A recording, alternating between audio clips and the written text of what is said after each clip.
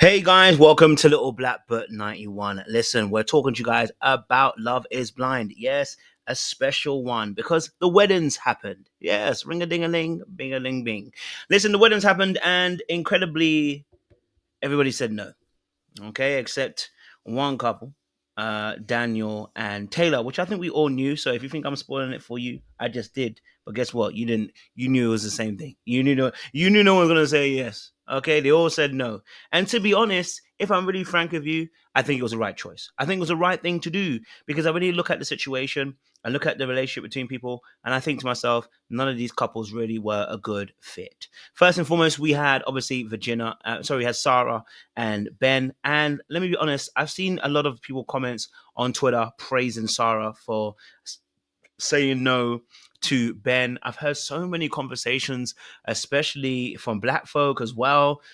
This is it's great we're seeing Sarah reject Ben because it's a rejection against a patriarchy. I said, y'all need to get a life. I really do. What is this thing that everything's patriarchy? The honest truth is she has bad discernment because this is a whole dude told you from the very beginning that he's just about open. You knew that already.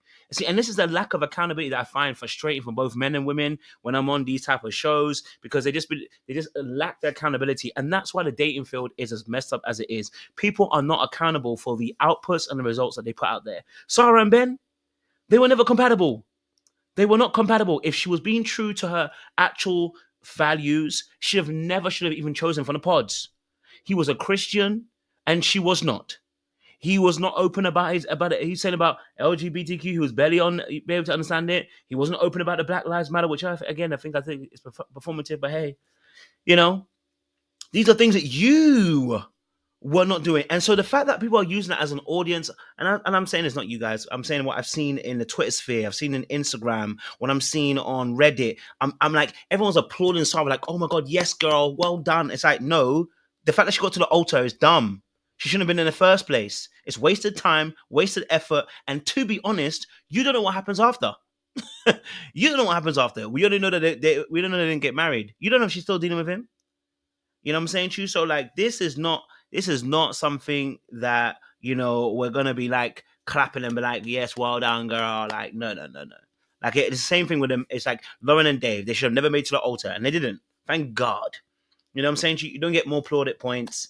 It's bad decision making, you feel what I'm saying to you? So hopefully Sarah's also learned a lesson, and hopefully Ben will stop lying to himself too. Because Ben was out here contorting himself like a contortionist into trying to be something for her. He was lying. It's not you, bro. Okay, it's not you. You're not going to research. You're not about it. You never were, never will. Okay, and you were actually getting annoyed towards the end as well. I wish you stopped faking it. That's my thing about Ben. He's performative, fake, manipulative. Because really and truly, he was not willing to open himself up about he's open. You didn't know what your church was even preaching about LGBTQA. Please get the heck out of here. That is not on your priority list. Stop lying, stop pretending. I get it that he said he's happy to open up and go to another church. Yeah, yeah, yeah, yeah, yeah, yeah, yeah. But you know her values. And you knew you were not in alignment with her values. Stop lying, stop gaslighting it, stop pretending, ain't it? And Sarah, also too, stop lying to yourself, stop being in a land of delusion. Okay, all right. This man never continued, never had your ideals at all. And then we obviously had Virginia and Dave. I know a lot of people might have felt sad by it. What I saw on the internet wasn't necessarily sad. I think people were happy that it didn't go through. I have seen some commentary around Devin in terms of, and if this is true, I didn't really hear it, but if it is true, I don't like that even from Devin. If you get given a check that was meant to be for both you and your other partner, as in it's a wedding gift that both of you are meant to get, and you don't tell that other person, I hope that it's because you're sending it back. You know what I mean? I don't rate that at all. I hope you're sending it back. So if that is the case, I didn't really hear it, but someone said that they heard it, whatever. I can't remember if it was on a show. Someone said that, whatever. His mum told him that, he's got a check from somebody. Listen, if he got a check and it was for both of them, and you didn't tell her, that is being dishonest, and I need you to check that. I'm not here to defend that. I don't care if you got bills and debts. Sir, if the gift was written for both of you and not just for you, okay? If it was just, it's very different. If it was just for you, that's different. But if it was for both of them,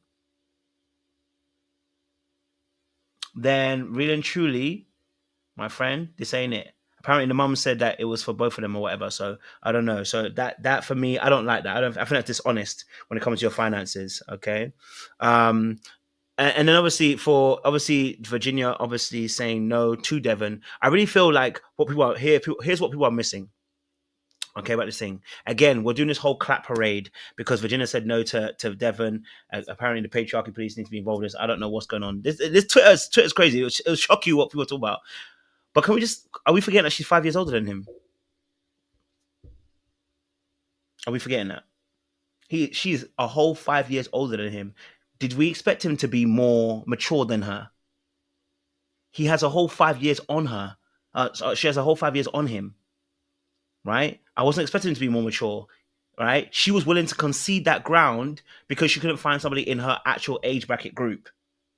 Again, this is not something that we applaud. Again, it's like we're trying to make these people, it's like women are going through these. And I'm like, no, no, no, no, no, no. Come on, come on, come on, come on, come on, come on, come on, come on, come on, come on. Come back here. Darling, this ain't one of those things, okay? Virginia actually lowered, if we're saying anything, Virginia then lowered her standards. That means she needs to be accountable for lowering her standards, if she did so.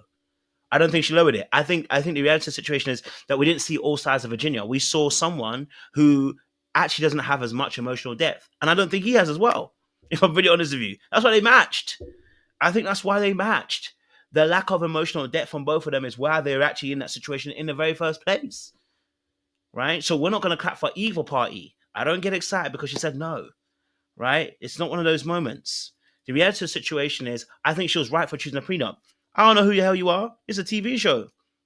At the end of the day, I don't know who you are and where you're coming from, and I'm marrying you off a whim. So yeah, I'm not mad at the prenup. I think the prenup was essential.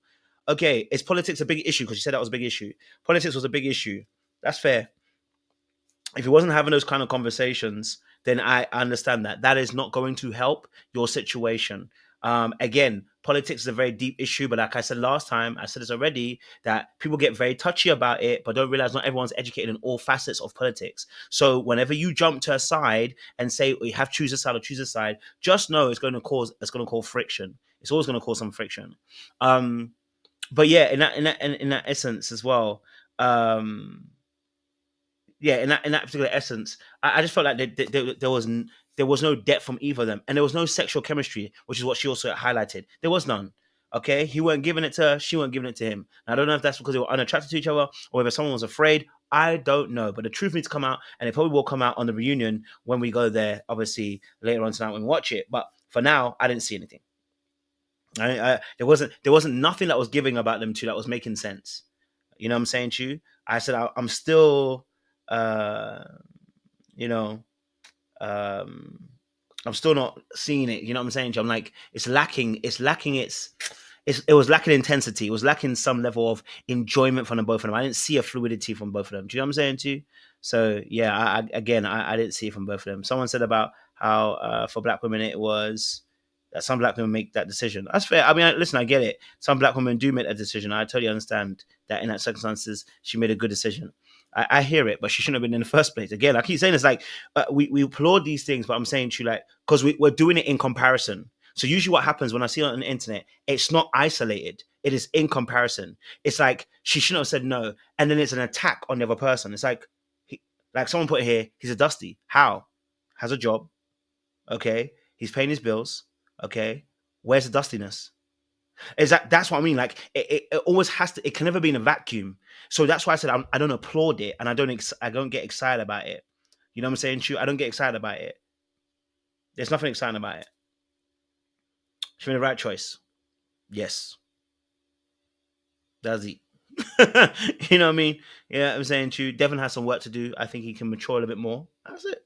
And I think she needs to also work. They both need to work on this emotional depth. I didn't feel any. Moving on from them, obviously, then we had Joey and Monica. This one, it surprised me, but didn't surprise me. Like I kind of knew, but didn't know. Do you know what I'm saying? She like it could have gone either way. If they had said yes, I'd have been like, okay, cool. If they had said no, I also been like, I get it, which they did say no, right? And the Joey and Monica situation, if I'm honest with you, um, the Joey and Monica situation, if I'm really honest, by the end, you could see what had happened. Um, by the end, we could see that we could see that Joey had now friend zoned Monica. Now I'm not saying that Monica did anything per se that's created that. I think that's a bit of both. I don't think he was. I think he was upfront, but not all there. I think he wasn't all there, and I think though he liked her, the and they liked each other. I feel like Joey just wasn't willing to take that step. If I'm honest with you, and I think Monica kind of saw that and then didn't want to take the step either. Now he may have his own story as well. He may have felt like the sister was doing too much. He may have had some other issues. But like I said, it's very difficult when you both are carers. And then what happens when you're outside of that caring situation? There's a type of kind of person you might have wanted. Is that the kind of person you wanted? You know what I'm saying to you? Yeah. Um, So yeah, someone said they feel he made a joke of the wedding with wearing the clothes and skateboard. I actually like skateboard. I loved it. I absolutely, and I wish more people were like Joey. I'm gonna tell you why I think more people need to be like Joey. Most of us are fake. We're fake. How you really want your wedding, how you want it to really be, and how you want to be really free. Most of us are people who consume ideas, and then we want to do what other people makes us look cool to other people, rather than do what you want to do. I love seeing weddings where someone does, I'm a wrestler. I love wrestling. They go and do wrestling wedding. I love it. I'm like, wow, I would love to be part of that wedding. You see them both coming out to wrestling music, or you see some people doing something like completely crazy, but it's what they love. And I feel like a lot of us need to be free. I think a lot of us are so consumed and being trapped by an idea, and I'm like, nah, you want something a bit more different. Does everybody want to walk down the aisle in a white dress and just keep it like that? Somebody wants to do brown, but they're scared. Somebody wants to do blue, but they're scared. Somebody wants to do red, but they're scared. They're like, oh, that's not traditional. Do what you want to do. It's your wedding, my guy. Be strong and be confident enough to do what you want to do. When I saw him come out with a skateboard, I was so happy. I was so happy. Someone said it was tacky. No, it's tacky to you. Because again, what standard are you upholding to a skateboard being at a wedding? What's the standard? It's your standard. So it's tacky to you. So that's the whole point. That's what I'm saying. People need to be free to be themselves and do what they want to do. And I love the fact that he was willing to do that. And if you don't want to do that, then do something else. But trust me, if you were to be your honest, true self, you wouldn't just be walking down the aisle. Some of you would do different things. Somebody want to come in a Bentley down the aisle. I don't know. But be courageous enough to do what you want to do. Be courageous to do what you want to do. This is the time. This is your wedding. By the way, it's not a woman's wedding. Again, it's not a woman's wedding. It is your wedding. Do what you want to do. Because at the end of the day, the bill comes back to you. It doesn't come back to me.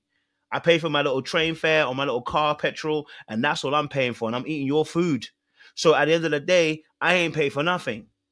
Do you know what I'm saying to you? So do what you want to do. You want to fly elsewhere and do a wedding overseas? You go and do it. Because trust me this now, we don't sleep in your bed. We don't eat your fridge food. You understand? When you got bills to pay, can't call me. You see me? So do what makes you feel good. You know what I'm saying? Yeah. Do whatever makes you feel good. If you wanted that, you want that. You know what I'm saying to you? Somebody wants to have a Shrek themed wedding. I don't even care. As long as you like it, I'll be there. You know what I mean? So someone said they're gonna do purple. Dahlia said she's gonna do purple. I hear it. Okay. Yeah, I hear it. Right, purple will be good. And then my last one, obviously. Obviously, yeah, their situation, yeah, they were just friends. And then Daniel and Taylor, we knew they were gonna get married, right? I'm looking forward to seeing them in future situations. I think they could be a good couple in the future. I really hope they stay strong and compact. I really hope they don't let Taylor's mom become a Wicked Witch of the West. I really hope they can just move forward and be strong. I hope they become like a Lauren and a Cameron, because I really do think they are a good fit. I say Lauren and Cameron also. I always forget their names. Brett and are good sis as well. She's gone up my head, the person's head, but it'll come to me later on. I pray that they can become like that kind of couple as well. You know what I'm saying to you? Someone said Taylor's not attracted to him. She just tired of the streets. Well, I would not disagree there. I can't lie. No, I won't say she's not attracted. I'll say that she has a stronger attraction to a different style of man. But as somebody keeps saying, she can end up loving him. So, hey, I'm not going to argue with them. I'm just going to wish them the best. Do I think that there's more that could, Anyway, all right. Let me get some people up onto this platform. Yes, there's Tiffany. Thank you, as well. Let me get my fellow peoples up so that we can discuss this show as well. Yes, folks. Yes, folks. Yes, folks. What are you lot telling me? What's up? What's up, What's up? everybody? What's up? What's up? What's up? What's good? We are talking obviously Love Is Blind. I want to get your quick sentiments and thoughts overall of the episode and what stood out to you. Just a quick one, and then before we go into any couples. This one was an interesting episode because you got to see a lot more interaction, or maybe a lot more of their the qualms and issues within their relationship. Obviously, some of them were some of them were glaring issues, but to see them on the at the altar and either talk about it, or well, I'll say with Ben and Sara, or even with Joey and Monica, I think those were beautiful moments. Well, Joey and Monica specifically, but this episode was, I kind of predicted how the couple was going to be, but it was interesting to see the caveats afterwards. And this is the most I've seen Virginia open up in the show, period. So we'll get into more of the minutia of it, but it was a good episode, but pretty boring into the season. Thank you very much. Yeah. El Cid, shout out to the veil upon your head. Hey, I brought props like the reunions of Housewives. I brought a prop. This is about as exciting as the weddings are going to be. But the weddings were par for the course. The only thing I did not like is learning new things about people at their wedding. So the whole Joey and his family and family dynamic, we did not meet Joey's family, and I wish we learned more about Joey before the altar. Definitely hear that. Seaway, overall thoughts of the episode before we go into actual couples later. I mean, the whole season is giving a little bit of mayo, so there's that. But I do think for what the season has given, it was pretty interesting. It was all right. I mean, we're getting back to the drama at the altar, so that's been missing over the last couple of seasons. So not bad.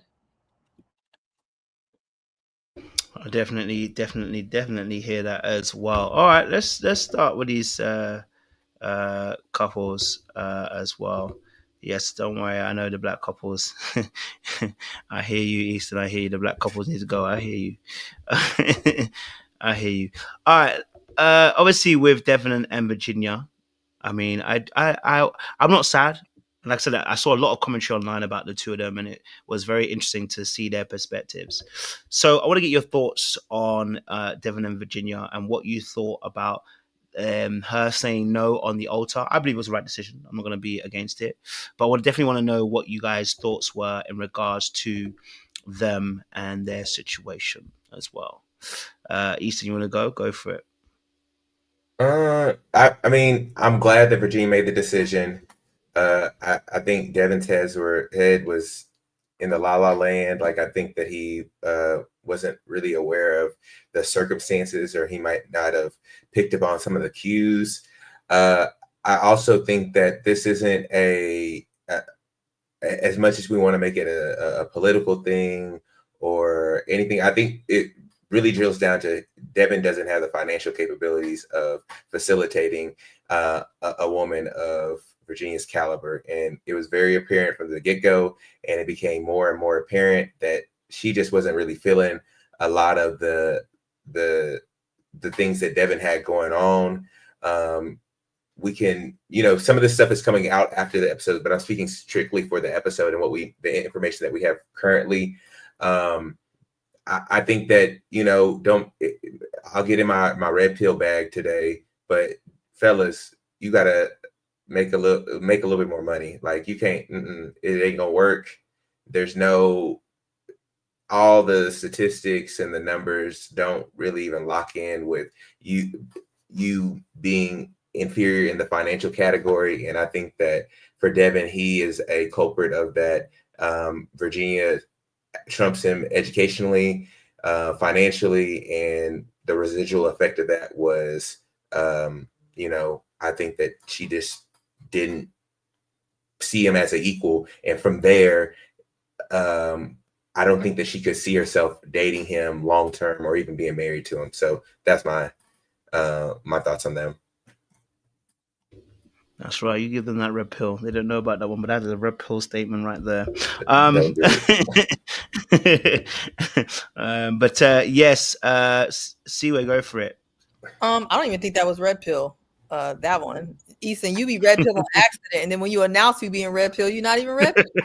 See, I'm not a real red piller. No, I wasn't saying that. I was just saying you be accidentally red pill, and then when you announce that you being red pill, that wasn't even red pill.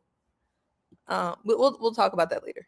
But I think people were actually upset with Virginia. Well, one, I think people are not used to this drama at the altar because we've taken a break for it over the last couple of years. So I think people are kind of mad at that, but that's the concept of the show. So I think we all need to kind of understand that that's a part of the show, even though it feels jarring, it feels ugly, it feels, you know. I think people were annoyed at Virginia and myself as well, not because she said no at the altar, nor for her reasoning. I think it's just that her pageant girl kind of antics, fakeness, it just doesn't really resonate with a lot of us. And I'm not saying that she should have completely shown her hand, but it seems like she was holding a lot of stuff to the vest, which she admits after the fact. And that just comes off a little fake. And it came off a little fake for me. But whatever. But let's get into what she actually says. I do think that it was very much so his political beliefs, but I also think it's because he needs to pick a struggle. You can't be a broke Republican that possibly got a thingy thing that don't work allegedly, that's also stealing money, that has an ibuprofen addiction. Like, he has too many struggles. I don't even know which one is the biggest struggle. It seems like there's a lot of them. And so she had every right to say no. Every right. I just don't even understand why she even tried to protect him in the beginning, because now we know he got a thing that may not be working. We know he was trying to steal the checks. We know that he was a Republican. We know all of these things. So it's either going to come out before or come out later. She said she was telling him and he wasn't trying to talk about it. Then I don't know why she would talk about he's the sweetest man in the world. What's so sweet about stealing money? I don't know. So love Virginia, Queen Virginia. I have no issue with Virginia. I just wouldn't have handled it the way she handled it, but she had every right to stay away from that man, that family with that pig, they conservative values, his little ibuprofen addiction, him, she had every right. Every right. I just wouldn't have held that close to the vest. People would have knew a little bit about what was going on. That's all I'm saying.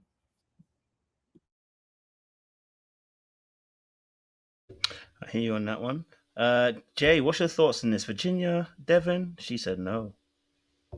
I want to say let El Cid or Sean go because I'm going to go through a tunnel in about 60 seconds No or worries, whatnot. no. It's going to cut off. No. But if y'all want to wait through 20 seconds as I make it through the tunnel, I can Don't do worry, it. baby.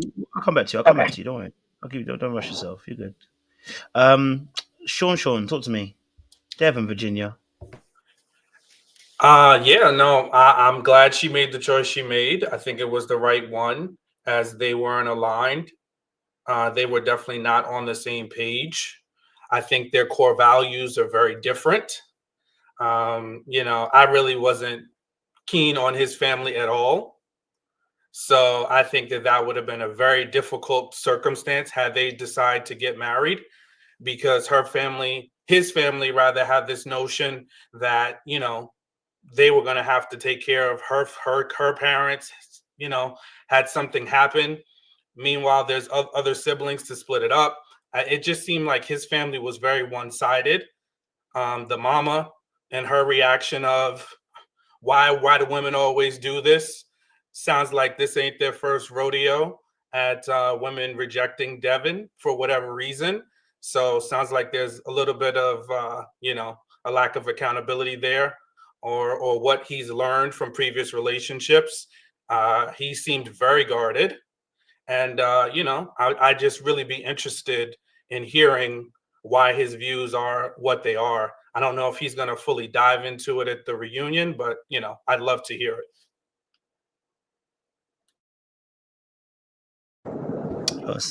Okay, go for Jay. You ready? Yeah, I'm ready.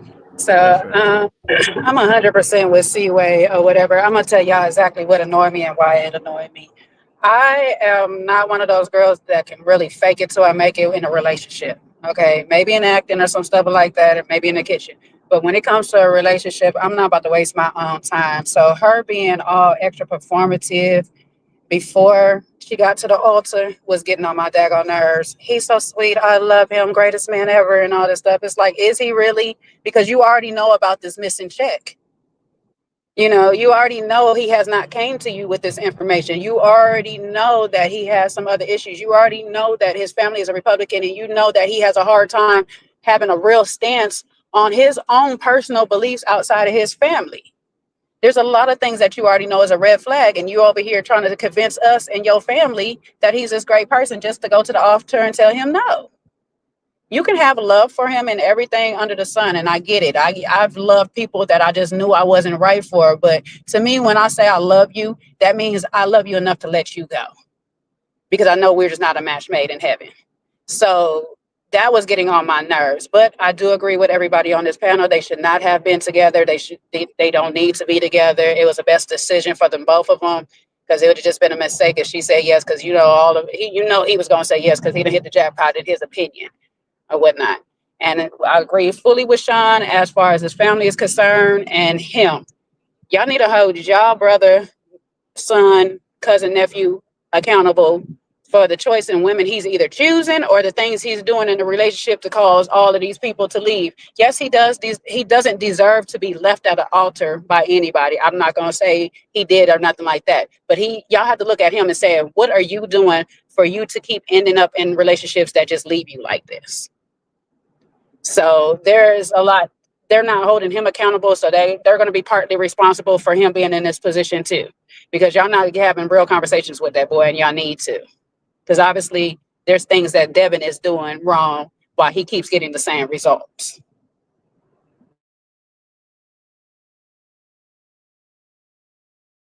That's it. Here's my thing. I think Virginia did make the best choice, I guess, for her. My thing is, I don't need to rope the whole family into this when it's going to be a no. Her aunt was the officiant. So you're getting even deeper and deeper with the family being involved with this wedding, and it's going to be a no. It's like you could have saved us that time and energy and just be about your no. Devin, we could, talk about whether he should have told her about the check. Yes, he should have. That was a check for their wedding, for their marriage. He wouldn't have gotten it if he wasn't getting married. So definitely, they should have talked about it and made arrangements for it. It may be listed in a prenup, whatever. But it felt like Virginia wasn't standing on business with the decision when she got into the car. She kept apologizing, and I didn't get that. So there's some disassociation there. Maybe she's just reeling from it all, but Devin sobbing, and then the one issue I had with Virginia's daddy is when he was hugging on Devin while Devin was sobbing. I'm like, dude, your daughter just said no to this man. Maybe you should be following to your daughter and consoling her rather than this groom here.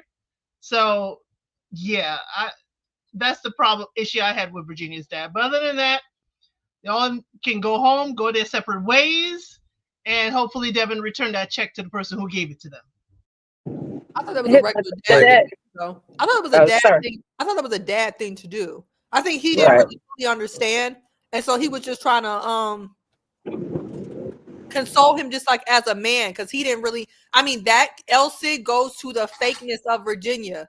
They did not even know. Not saying that they should know her decision, because they shouldn't have known her decision, but they didn't even fully understand any of her problems. So they're thinking she just running like she always do. He didn't really know why she was saying no. If he knew that man was making his daughter pay for every single meal was But- doing all of this stuff, I don't think he probably would have done that. I think he was just feeling bad for him as a man. So I thought that was nice of him as a man. I didn't see the problem with that. we I didn't see the cannot problem confirm. either. I'm sorry, Easton. I didn't see the problem either. I just looked at it as both of them parents. Her mom said it. Her dad knows it. That girl is a runner, so he was just saying, "I'm sorry, my daughter has basically wasted your time." Like Seaway said, he don't know all the ins and outs of it yet, or at that time. So it was just more so, young man, I'm sorry she put you through this to waste your time, because that's how he looking at it. As a parent, that's how I would be looking at it too if I didn't know what was going on, but I know my child. Well, I mean, I think another way of looking at it is a couple of different things. We don't know the depths of the paying for all the dinners or anything like that, because again, Devin hasn't really said anything, and I'm going off of just this episode and this episode alone until we get the reunion and give them a chance to like say their piece, and then we can give them all that.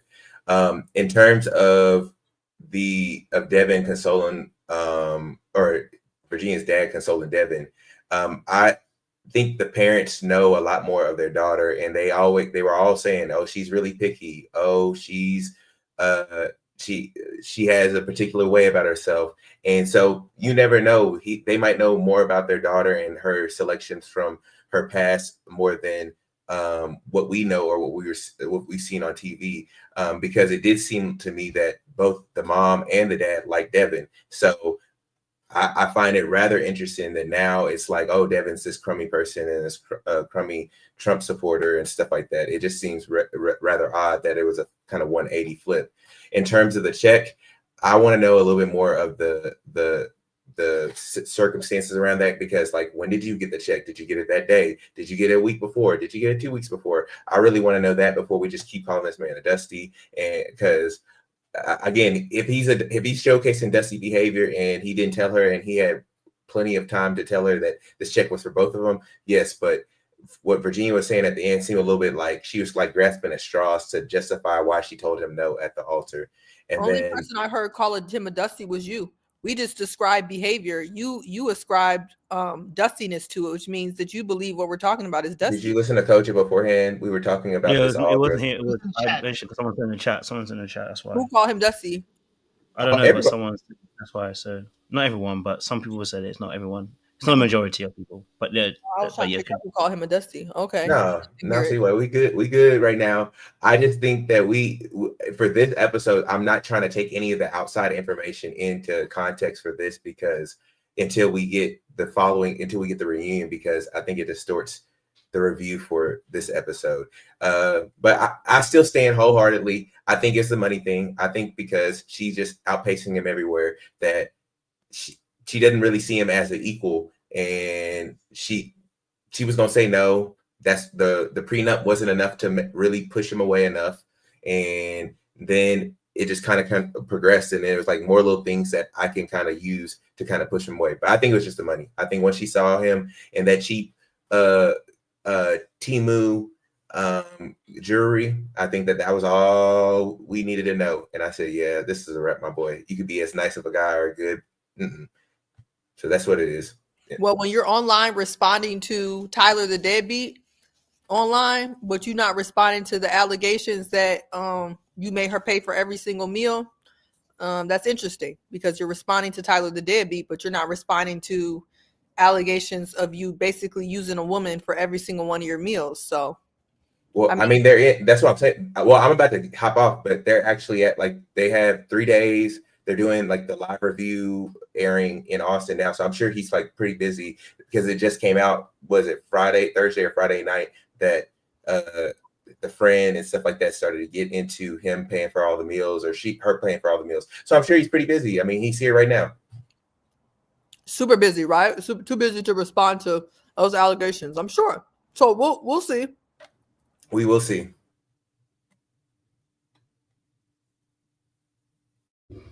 Any other thoughts on Devin and Virginia?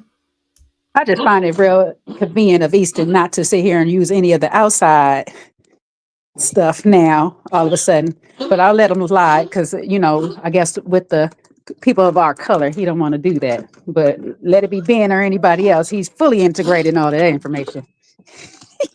that outside information came onto the show because they found out a year in, well, as they were dating or on the show, that the TikToks were affecting it. None of this outside information affected their inside the pods or the production experience. So that's all I was saying. Everybody gonna have their day. The reunion's about to come up. What is the outside information? I'm so confused. But okay, let Sean go first, and then we'll address it. Go for it, Sean. Let Sean want to say what it is. He knows what it is. Okay. That's not what I was gonna add.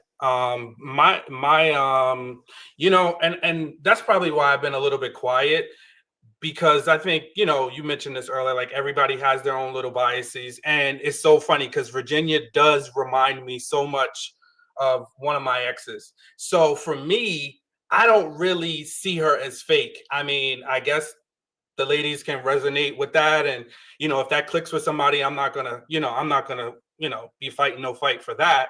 But, you know, her persona, Easton, you also mentioned it earlier, like she seems like she's, you know, been through Jack and Jill. She's probably been through a cotillion or two, you know. So the social graces, the way she carries herself, the way she will say certain things in a public space is going to be very different. So I that resonates with me, you know. So I'm not going to be fighting and windmilling for her as much because I'm biased, because I'm used to a woman that can kind of come off that way. And some people might see it as fake. And there may be, you know, it's just her wearing, you know, a bit of a different persona. But, you know, I'm here for her. I think she did honestly try to give him a chance, but they didn't work out. And they found out that they didn't align on some key things. And I think those things are very, very important. And it does bother me when people say, oh, politics shouldn't be separate. It should separate you, because politics determines your livelihood. So when anybody gets into a voting booth and makes a decision, it's important. And it shapes people's lives. So yes, if we're not on the same side of things, I can't be sleeping in the bed with you and building a family and a life with you if those things are not aligned. It causes division. It is problematic.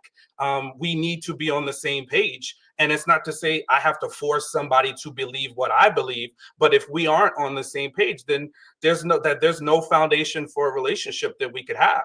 And I think the last thing is that when somebody tries to say, especially when we're at two different points, well, don't you vote by your faith? I think that is a little insulting to somebody's intelligence. And it is also, it's problematic, because you're saying, well, I'm over here, you should be over here too. No, there are Democrats on one side, and there's people that, you know, and are religious on another, and the same for the Republican Party.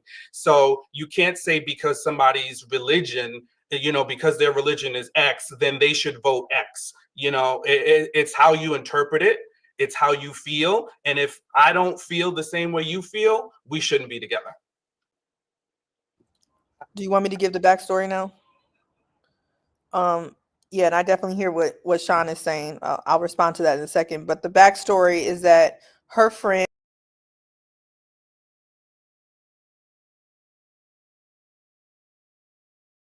See, we can't hear you.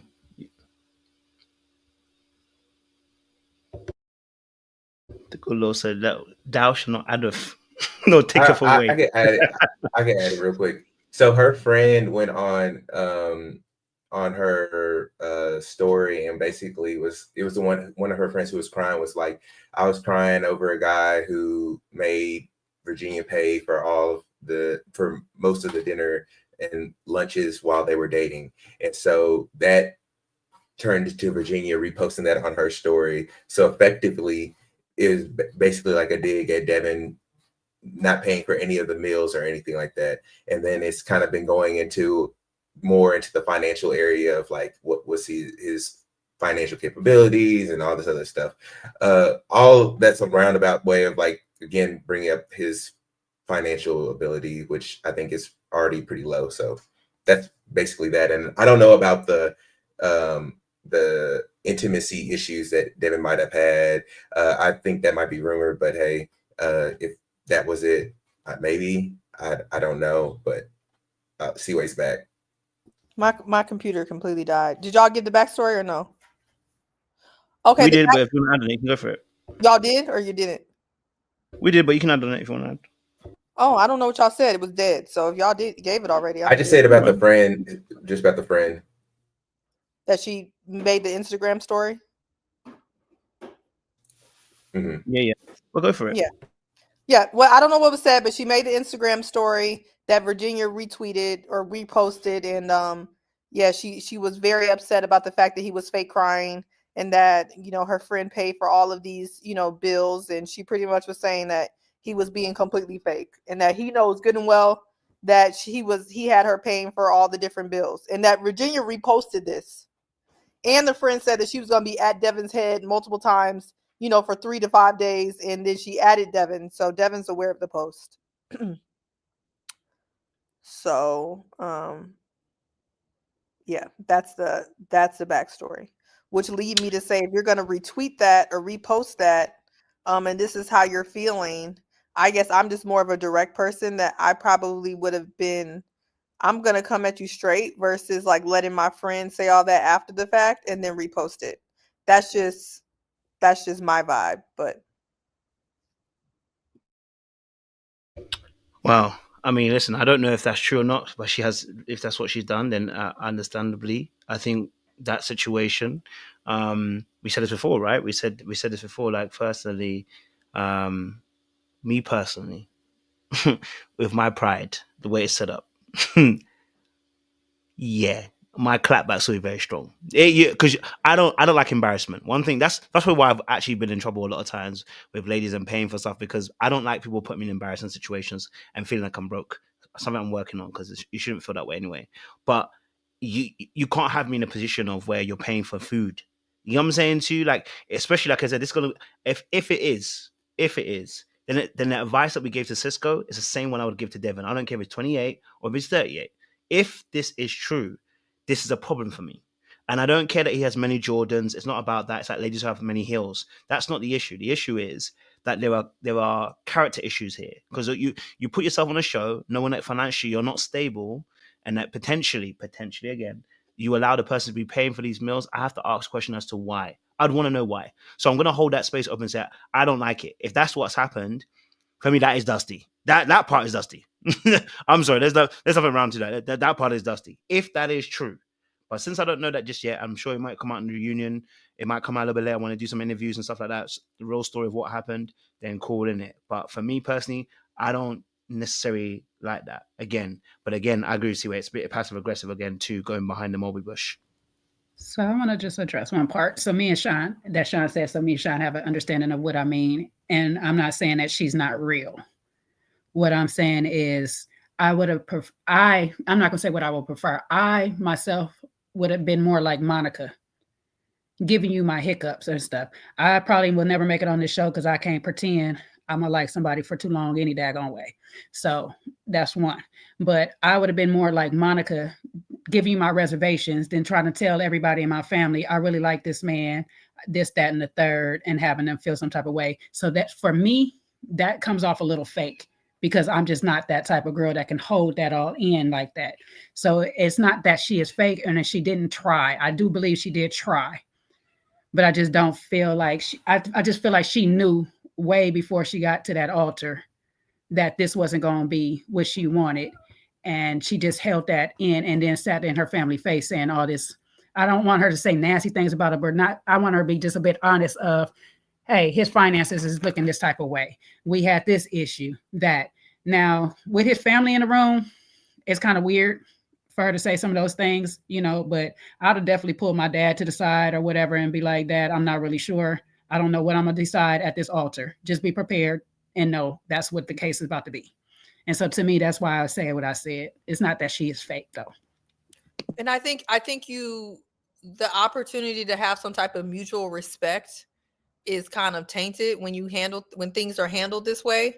And I think that's why Monica and whatever that guy's name is, I never forget, I think they're going to be able to be chill after this experience, because he walked away saying like, hey, I'm already aware of her reservations. I didn't know how she was going to decide, but I'm fully aware of her reservations. I think Virginia's choice to kind of not be very forthcoming with that, to me, in my opinion, is has led to this, Joey, thank you, this type of passive aggressive kind of fallout. And I do understand that everyone's different. If you're a Jack and Jill pageant girl, you got political people in your family, I know you can handle things differently. But to me, this is becoming a messier outcome. So is Devin a version of Dusty? If you're letting women pay for your meals, you're for sure Dusty. Okay, there's no doubt about that, if that is true. And again, Virginia had every right to say no. I just don't love the way this was handled. I mean, personally, just my opinion. I don't love this. I love to be a girl's girl. Shout out to Virginia. I don't think she has nothing in common with that man, not equally yoked at all. But her way of handling things just gave me the ick, personally. I guess, I don't know. I guess I've always dissented against those opinions of people that push back on how people say no on Love is Blind. And I think it's just the way it hits for people. But for me, I guess in my mind, I compartmentalize it as, this is the show. We need some people to get to the altar and say no. Whether they know it 3 days, a week before, it doesn't really hit to me. So, I mean, I'm not saying, oh my God, this can't be an outcome, or those opinions are completely wrong.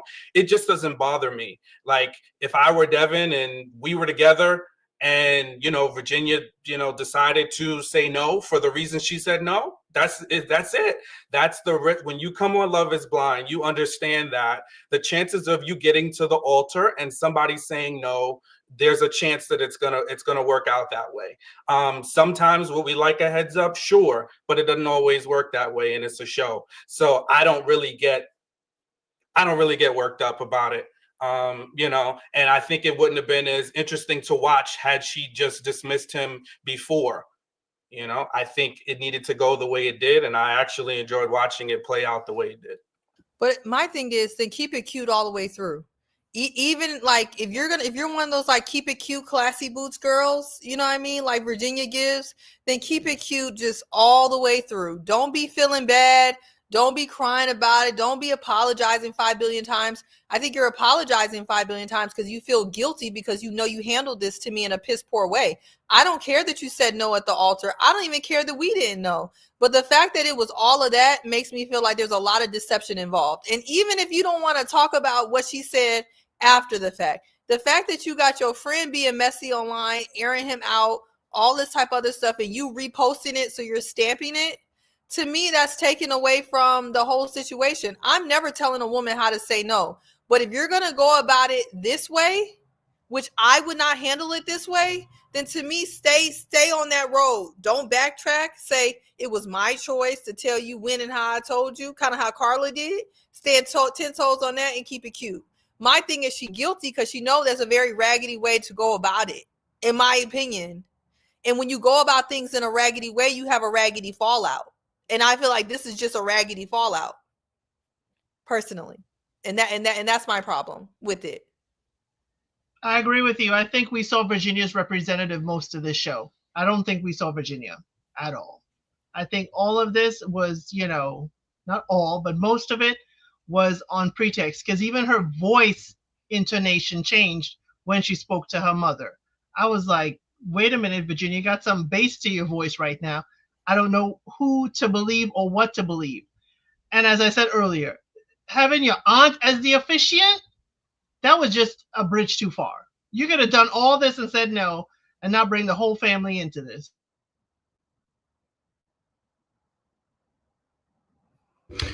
No, I mean, I definitely hear you. Lot. I can see both sides of it. I think, what I'm hearing that she could have, and she didn't have to quit, because it's a bit like the Clay, and I guess it's less of the Clay and situation, but I can see that it's interesting because, like I said, I think what was missing is that the parents weren't aware. It didn't seem like anybody was aware of her decision, and I don't think she made a decision on the wedding day. I think she should have made it earlier than that. Although there is a clip from a snippet from the reunion, whatever, where she says she found a note from his ex-girlfriend situation, whatever, it's going to be addressed at the reunion. So maybe that's also part of it. So I'm saying I'm still open to the fact there's more to the story. You know what I mean? Just from what we're seeing, I'm saying that again. It comes back to what I felt that she was. I didn't see the depth. I never saw the depth. I never saw him being able to break past the barrier that she held up. It was still very surface. And even after when they were on their holiday, it seemed still surface. When he got back, it was still surface. And I think that's on both of them. If I'm honest with you, I don't think Devin really carried any kind of weight in terms of emotional capacity. The guy looked like he was distant most of the time. I think see where you said this as well last time about Devin. He doesn't have. He seemed like very distant from the whole situation anyway. I just think both of them. There's a lot of work to be done. But I hear what you're saying about the parents maybe not being aware. It did look like they were caught off guard. It looked like they were really caught off guard. Like it was like, wait, what's going on? So maybe that's something that Virginia does. She just holds things very close to her chest, doesn't trust many people, and maybe that's something that she needs to work on in future. But I'm wanting to see what's going to happen on reunion and see if there's any more information being presented. Then I can be like, okay, now I understand why you didn't necessarily say it at a reunion, at a wedding, or say before the wedding. But yeah, I'm definitely hearing both sides on you guys on this. Any other thoughts on Devin and Virginia? Yeah, I would just say lastly that, I understand what Seaway and Elsit are saying. I think the one thing that she did mention too, and she said this after she's in her confessional, she said there were things that, conversations that she did want Devin to have, but he didn't want to have them. So I think there's a little bit, for both of them were obviously hiding things and not being fully transparent in terms of where they were. So I think that was absolutely part of the reason why things kind of played out a little bit that they did, because they both, either side, whether she wasn't fully able to say, okay, I'm feeling this way and these are my reservations, and him not wanting to really talk about a lot of things, specifically politics, his views on some of the things that they didn't align with. Yeah, and I'm just getting really sick of the fact, this is unrelated to Virginia. If you are standing 10 toes down with that orange man, I don't understand why people keep treating it like an HIV result. Like, if you really are with, if you over there, be over there. Stop trying to hold it in. Like, let people know. Say it with your chest. And it seems like both Ben, Devin, everybody's being secretive, but it's like you tiptoeing around it. And that's why you're getting the result that you're getting. On top of the fact, another thing, men, if you think that we don't know why you acting like you a nun and ain't trying to take it there, we know, especially when you get to a half of a particular age, maybe not a particular age, when you get to half of a particular age, we know why you ain't trying to go there. You ain't slick. You is not slick. Virginia peeped that Devin was also being secretive with a lot of stuff that he had to him too. And so that's also why it erupted the way it did, because they were both being secretive, both holding stuff in. They had a lot of stuff to them. So I don't know why Devin was crying at the altar either, TBH, because he know everything that he was keeping to himself too. Just a bunch of fakeness.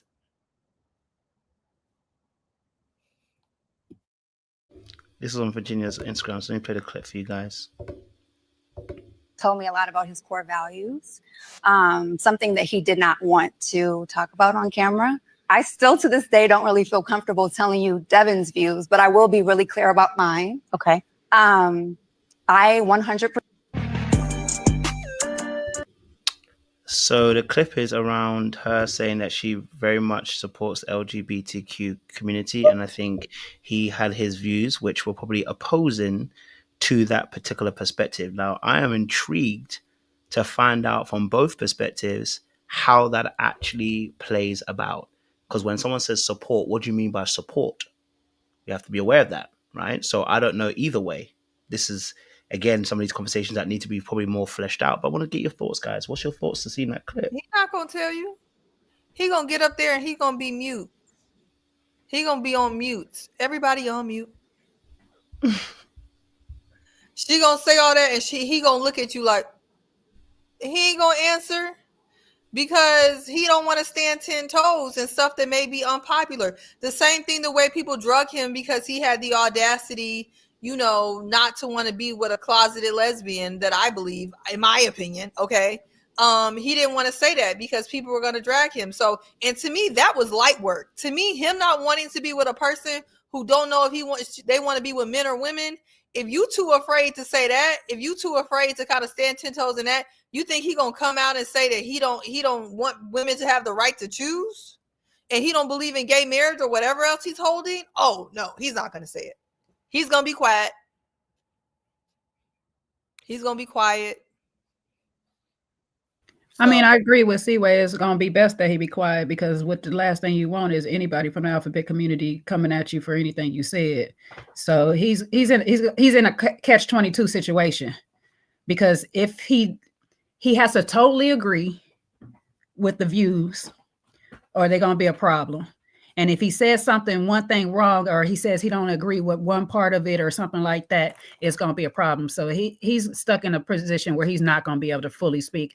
But now he's going to have to, because she put it out there. So it's damned if he do, damned if he don't situation, unfortunately for him. He just going to have to tell what his actual truth is and just deal with the consequences really at this point. But he's not going to want to say nothing, especially then. But they ain't gonna let up on him on the thing. So at some point, he's gonna have to get on his social media or something and say something. He's best to leave it alone. He should if he's smart, mute. What the clear people like to say, I got black friends. Just say you got him and Brittany are real good friends. Right. He said he said, I mean, I even have somebody, I won't fully say my views. I'm gonna be like Devin, but I use this person who's a man, like he looks like a man, but he goes by they, them pronouns. And personally, I'm not good with grammar. So I called him by his name the entire video to make sure I was respectful. And people were mad at that I called him by his name, talk about why you didn't call him they. So you gonna be in trouble regardless. You ain't gonna make everybody happy. People gonna be policing what you say regardless. But what I will say is, you can't run and hide your whole life. You cannot run and hide your whole life. So you could be mute today, but you can't stay mute forever. If that's what you feel, then go be with that. Go find you a Republican lady. But they don't want to do that because the Republicans be broke. So what they want to do is they want to be over there with the Democrats like Virginia, who got the money. And so you can't have your cake and eat it too. If you want to be with a Republican on a farm, go find somebody like your mama on a farm with a pig. But he don't want to do that. He want to be with a Virginia. So you got to pick a struggle, Devin.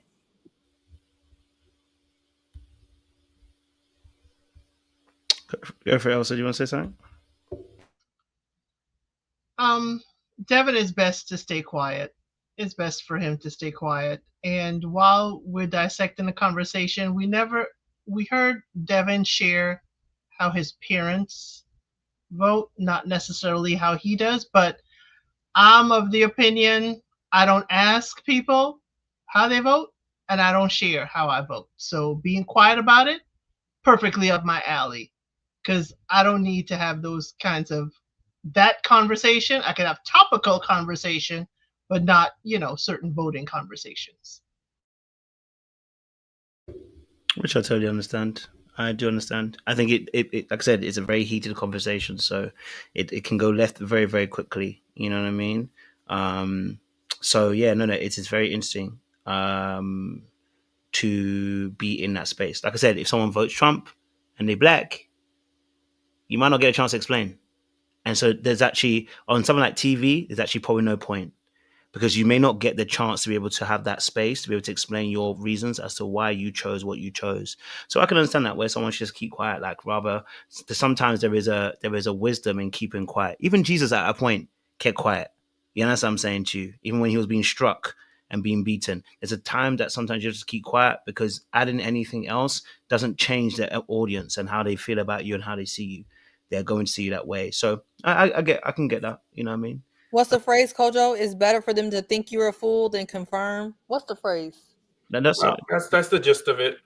Yeah. But listen, he can keep quiet on that stage, but I'm not marrying anybody or being in a serious relationship with anybody that's not telling me how they vote. No, we got to talk about it all.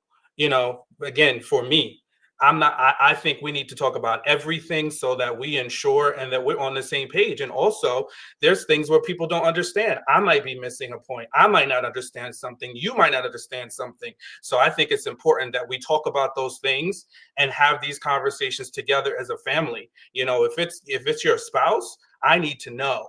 You know, I need to know where you stand. I need to know how you think, because those things are important.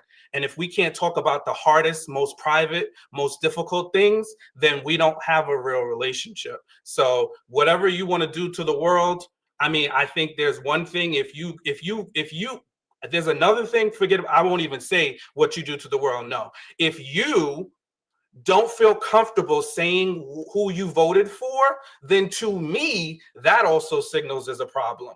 Because why can't you comfortably say why you made the decision that you made? You know, because if you wrestle with it, you know, if you're wrestling with it, or you feel like you have to be deceptive, then maybe you feel like there's a problem with voting the way you voted. Because I don't have a problem telling anybody how I voted. I don't have a problem telling anybody who asked me.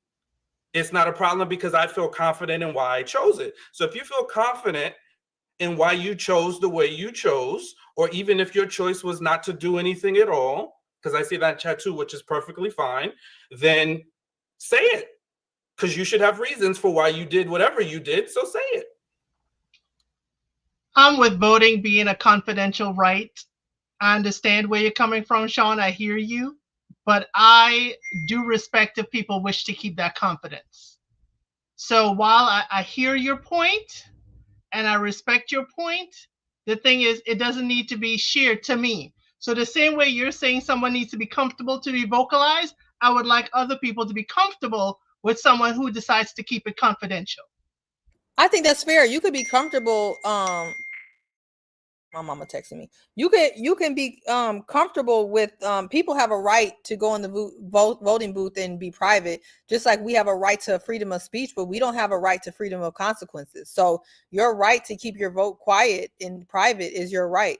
But my right to not F with somebody or not marry somebody is also my right. And to me, I do know there's some people who may just like as a matter of course feel like that's like a private thing and they can keep it private, like their social security number or something like that. I would say, El Cid, you're very few and far between. Most of the people I know who's hiding who they voted for, when they told me 4 years ago who they voted for, it's because they have a lot of shame. And to me, it's like, oh, now all of a sudden who you voted for is private. But 4 years ago, you told me. And when you voted for Obama, you told me. When you did all of that, you tell now me. Now you're acting like Easton now. Yeah, but now it's I don't know.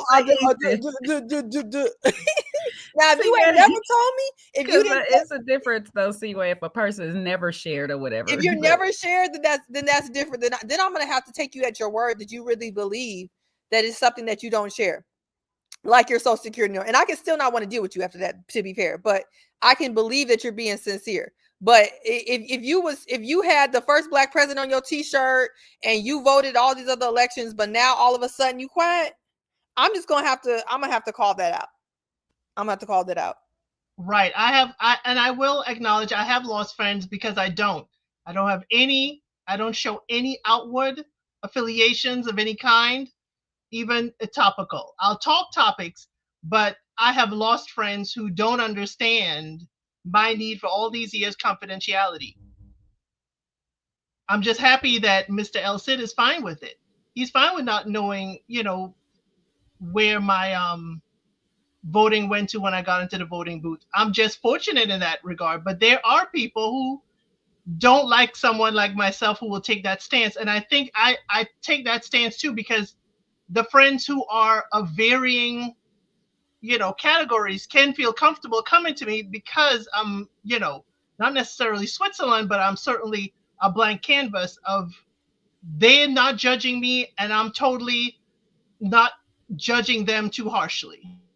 Well, I'm glad you're equally yoked there. I remember when I was working for the governor's office here in Illinois, and my dad, who always tells people who he voted for, wouldn't tell me who he voted for governor. Mind you, I'm working for the current governor who was running for re-election, and my dad would not tell me who he voted for. It came out I knew it was weird. It came out 3 months later that he voted for the Republican candidate, mind you, who ended up being horrible. That's like the first time he voted for a Republican anything.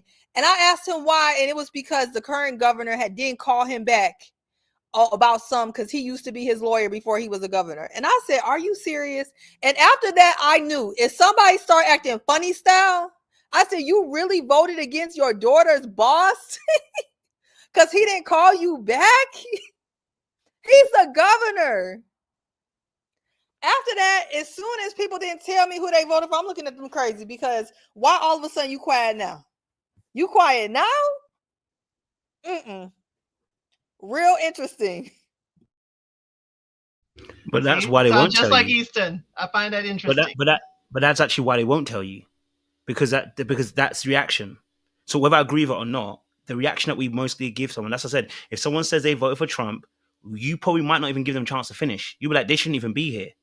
And immediately we have sides being put to the side. So even if we're going to have we're doing Love is Blind right now, if somebody says I voted Trump, immediately people feel some type of way about the person. Now they can't even really be part of the panel because people are looking at that person that particular way. Now, of course, there are consequences, I understand, of what they voted for. So I'm not saying that. But what I'm saying is it means that nothing else can get done, because that's how we look at them. They're now identified by that vote. So I actually understand why people keep it quiet at points in time, because there is the other consequence, which is social consequences, how people feel about you should vote for this and you didn't vote for it. So now you are alienated from the group. So other work that should be done, where we should be able to work together and make something happen. Like if I'm on a panel right now, you might vote for something different than I did. Does that mean now I can't bring you on a panel? It's like, oh damn, now I can't be on a panel, bro, because you voted for a different party. And now we can't even work together on other things that might not necessarily pertain to that vote. And so that's why sometimes people don't want to say something, because of the social repercussions. But again, I understand there are actual repercussions of choices. But that's why I didn't like the conversation between Devin and Finn, because she tried to use something like, he tried to use the whole your faith aspect. And I know she said something else as well. She said something else in relation to the politics that also I felt was like, I don't like that either, because it's like it wasn't debating about points. It started going to like, if you vote for this is what it is. And it's like, no, just vote for what you vote for. Like, if you feel that's what you feel, that's what you feel. You know what I'm saying? There are repercussions as a black person voting for Trump. Let's be honest. Well, yeah, I keep saying Trump, but it's not Trump. It's his party. That is what you call it. You should keep your politics off of working situations. And I know you just use that as an example, but it is best that you keep that stuff to yourself in working situations, because yes, it's true. If people find that stuff out about you and you don't have any type of valid reason, people are going to judge, and they have every right to. They have every right to judge. But a lot of times people be in secret, not because I'm gonna wild out about what you did. It's about the why. If you went there and voted against, and I'm talking about my dad again, against your daughter's boss because somebody didn't call you back, that's why you're quiet. You weren't worried about what I was going to say. You were ashamed of your why. A lot of people be ashamed of their why. And then they try to have, they want to still keep a regular relationship with people under false pretenses. Because if you already know you did something, it's like omission, and you know that person would not F with you. And so you keep it to yourself when you know it matters to them. You're keeping a relationship under false pretenses, in my opinion. And if it was anything else, people would be like, nah, you should probably tell the truth. I don't want nobody to be my friend under false pretenses. So I'm going to let you know. I'm not going to be phony kicking. If you want to know what I did and why I did it, I'm going to let you know. And if you have a problem with it, that's your right. But why am I sneaking around like I'm like I'm a criminal? Yeah, I feel the same way. I had a couple of friends that either, voted for him or, chose a different option. And we had tough conversations before, during, and after. And I think, again, as we kind of had that deeper conversation the last time, I'm a poli-sci major. So, and my whole life, I've grown up talking about politics. So for me, it is ingrained in who I am. And I've also had a clear understanding of what it means. And I think sometimes we glaze over it and say, oh, it's just a vote, but it's not. Because when you make that choice, it determines people's lives. And in these times, even more so. Because there are very, very grave consequences. So you should know why you're making that choice. And as a friend, we all talk about it. We debate it. You know, people have challenged, my friends have challenged me. Why do you think this? Why do you think that? And we go back and forth. I think that is, for me, that is a deep, intimate part. I don't have surface friendships. I can't, I mean, and again, I'm talking from my perspective. Anybody can do whatever they want to do. But I'm just saying from my point, I'm passionate about it because a friendship doesn't exist if we can't talk about the tough things. If we can't talk about something that is extremely difficult, then what are we doing? We're having very surfaceness, and especially, you know, my wife. No, we're going to talk about it all because we need to make sure we're on the same thing. And again, I'm not saying Devin should talk about it on TV. Again, I do think there is something to him not wanting to talk about it because he knows. And I think when you know what you have that angst and agita about why I'm doing this, then it should be, because it's probably pulling you because you know you're voting against not just maybe your own interest, but other people's interest. So I think those are very important conversations, and to not only not want to talk about it, but you're on a show where your whole relationship needs to be viewed. That is part of what you are there to do, which is display all those things because we want to see it and consume it.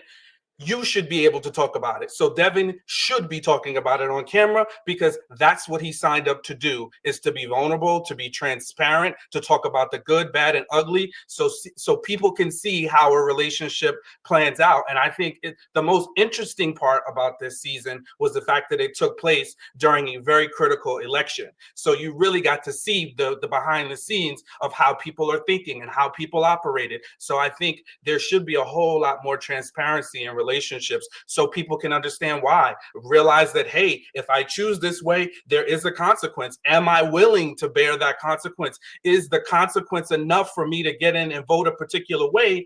Am I willing to suffer that? Does it mean that much to me? And maybe some people might second guess, or maybe they wouldn't.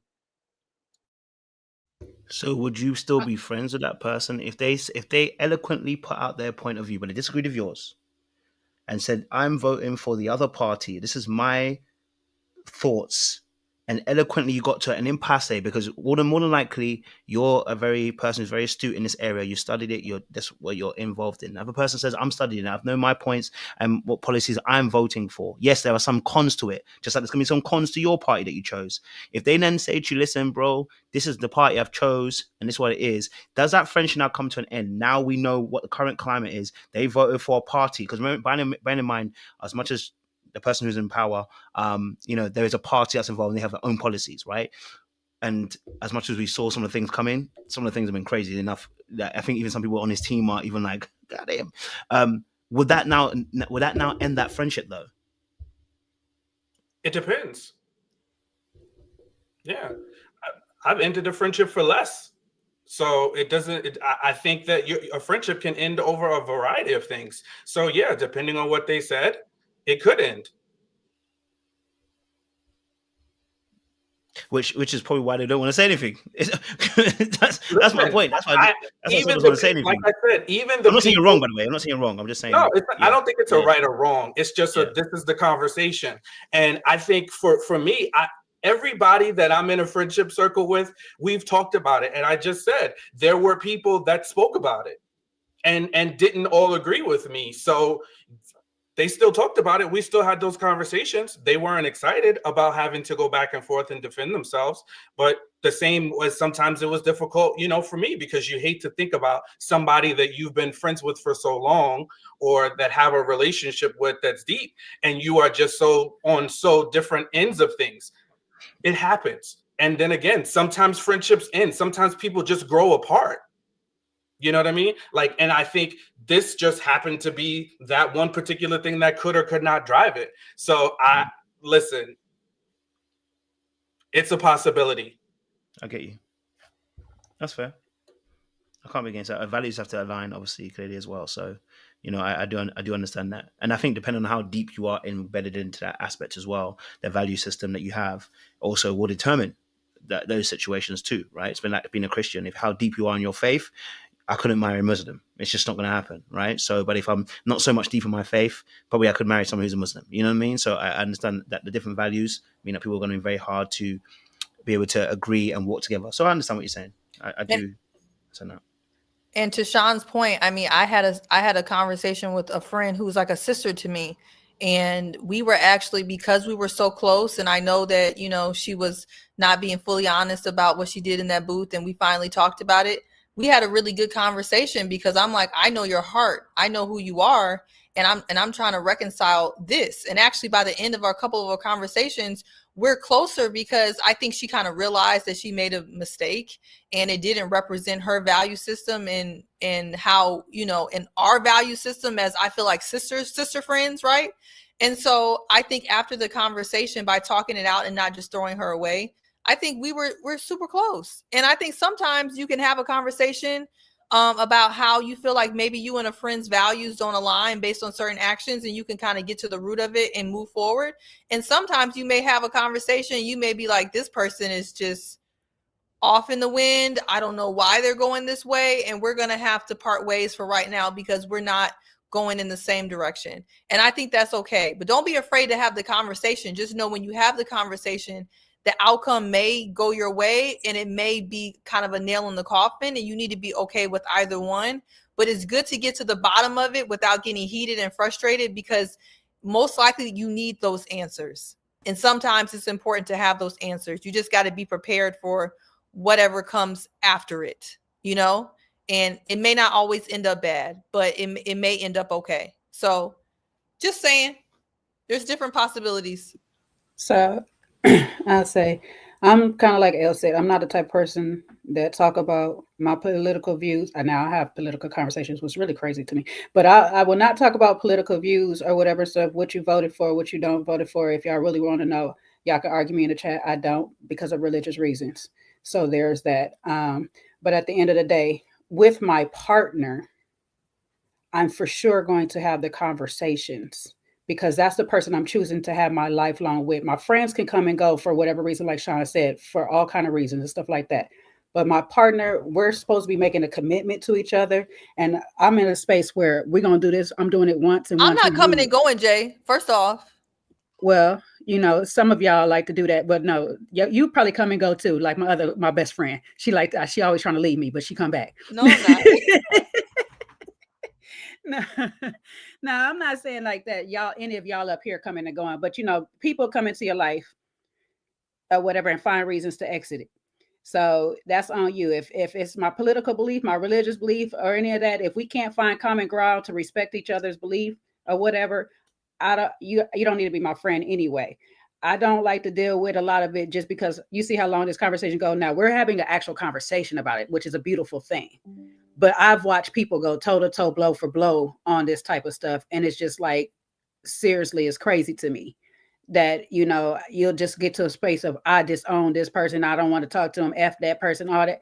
It's just respectfully, can we just not, you know, respectfully just disagree? That's where I'll be like, and a lot of times, a lot of people don't. So I don't even like to have this conversation a lot of times, period, just for that particular reason. But with your partner, I'm going to say this again, with the person you are choosing to live your life with, these things are very important. If this is a foundation, Sean and Seaway, I can tell this is a foundation for them. If I was to get into a relationship with either one of them, this is a conversation we would have to have. And I would have to be okay, like Seaway said, if they decide they don't want to mess with me because of where my stance is. And that's just point blank. He needed to have that conversation with Virginia and be okay if she said, you know what, I hear you, but it don't work for me. Because you're now leading this lady blindly into a commitment under false pretense when you don't. So he should have had that conversation when it was brought up and been totally transparent and honest with her at the least, even if it's not on camera. He could have sat there and said, I don't want to talk about it on camera, but me and you can have the talk. They never had to talk. That's a whole problem. Why are we accepting the proposal in the pods when, if this is so important, should have had it in the pods, or at least if he would have said, let's have this off camera, because no matter which way it lay, somebody is going to get eared out, unfortunately. So, you know, I would agree with Devin in not saying anything, but in the hopes of being like anything we want to talk about, anything. And I felt like Virginia was pushing it. And that is a part of the conversation I didn't like. Not because it led to politics, but just about anything. She was just pushing. I'm like, girl, he said there's nothing. Leave it alone. But when you push, and the person decides to let me just say something to get you off my back, this is where we end up. But it should have been a conversation in the pods. And quite frankly, while we're airing out Devin, Virginia's been kind of like protected by production because we ain't heard a whole lot about her, even in the pods, learn a lot about her family. So while we're airing out Devin, please believe there's footage with Virginia that they've just chosen not to show us.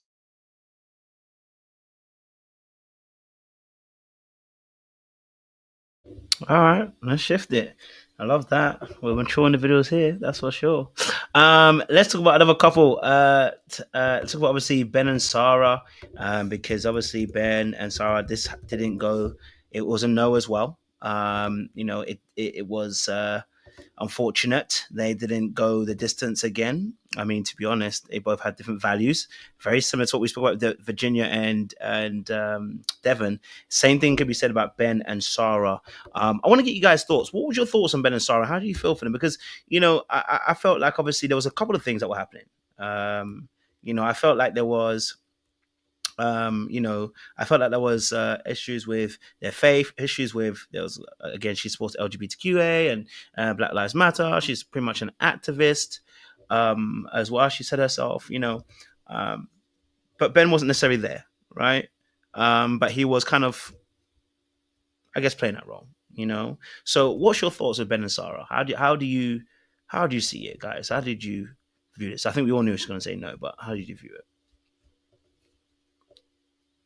Who would like to take this one on board first? Another one that should have known from the pods not to choose this man. He told you he don't care about, your activism and the topics that you care about. You should have never said yes to this man. I would have liked to have seen Sarah's. The dates all we ever saw was Sara with Ben. But girl, now you're saying, oh, you wish he was curious about the topic. No, he should have been curious enough about it in his normal everyday life and come to the pods with that already done. It's giving me build-a-boo. That's what it's giving me. It's like, oh, I want you to ask questions so I can build you up. Come on, Sara. Come on now. So yeah, they should not.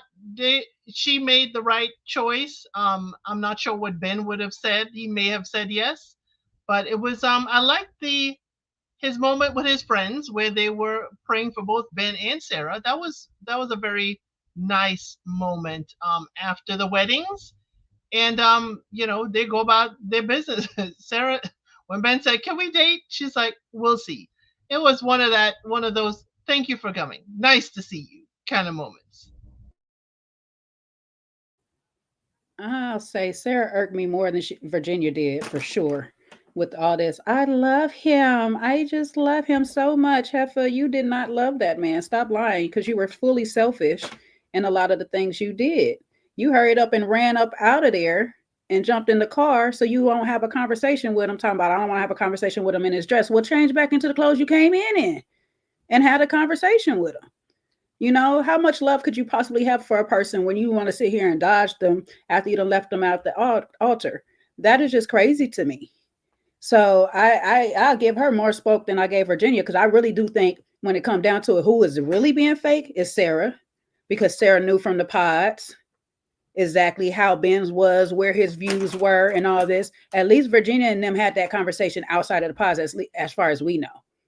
So, she's a little more tied into the relationship then. But you knew before this man even proposed to you how he felt about a lot of stuff. And you knew it was a problem because you sat there in front of your sisters and them and said, I felt some type of way when he said he don't understand Black Lives Matter and all that. And then my other problem with her is you want him to be curious and read your brain, your thoughts on how it is. If you wanted to have the conversation, all you had to do is initiate the conversation. Now, if he don't want to continue to engage, we seen on one occasion that he just didn't want to have to go further with the conversation. But you can come back to him and bring it up like, hey, I know we put a pin on it, but we still need to talk about it because this is very important to me. Where's your stance on this? What are we doing with that? And if he continues to dodge you, that's a whole different thing. But it's like he wasn't fully dodging. You just want him to just be curious. He told you, I'm not curious at all. I don't care because this is where I stand on it. This is where it's at. So there's no more conversation that needed to be had. What you wanted to do was change that man's mind on his stance. And that was it. And listen, I'm not going to fault her though, because as soon as I walked into that fake church and we watching the people on the TV screen, I'd have walked out too. Okay. I'd have walked out of there and that relationship. No, you is not about to move me with, I don't know what is this? What is this? So I'd have been done there. So I can't hold her on that part because that church, that thing was a little suspicious. I don't know what that was. I understand. Oh my gosh, y'all running full speed. Move. But other than that, she was playing in our face. She kind of pissed me off. And that damn sister, why was she grinning and grinning so daggone hard at the end? She was more excited. I swear she wanted her to be in the community with her because she was way too daggone excited for me at the end. The mom was trying to give a little word, but the sister was just like, I am so proud. I am so happy. Come on. You could tell they knew, Jay. Her family knew. Mm-hmm. Yeah, for sure they knew. She didn't even try to play too much, but it was just afterwards when she left the altar, it was all the, I love him so much. I love this. No, you don't. Now you just playing. But they didn't need to get together.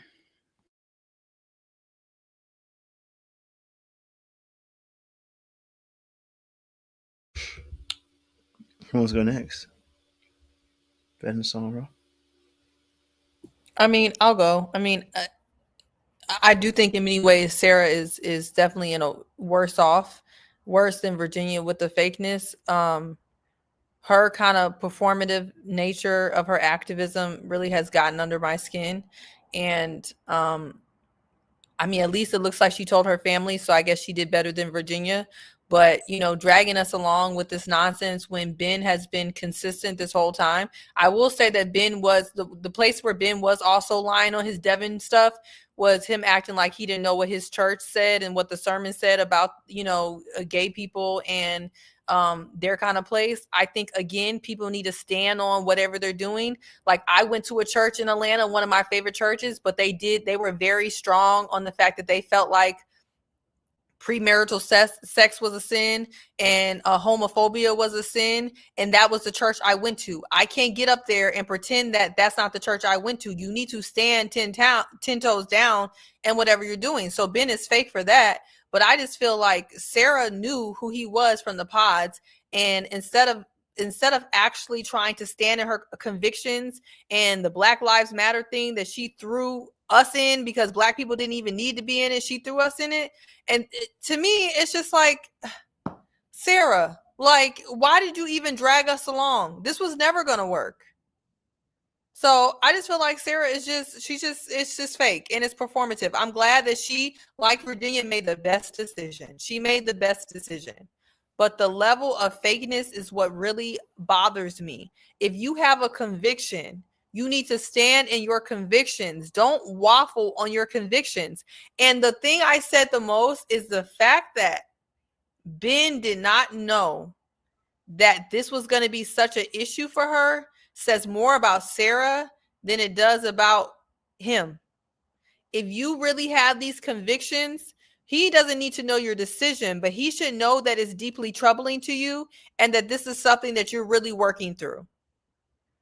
That's where I stand. Don't waffle about Black Lives Matter. Just keep the name out of your mouth. If you're waffling about that, if you still with a man that's confused about that, then keep it moving. Don't bring us up to do all of this. That's where I had an issue. And don't bring your gay sister and whatever she got going on in it if you can't stand in it. She was even talking about, I'm conservative financially. Girl, do you even know what that means? I'm tired of her. I still don't like her, to be honest. So. And she not real Black Lives Matter either, because she got in the car talking about, I mean, I'm not an expert in it or anything like that. Girl.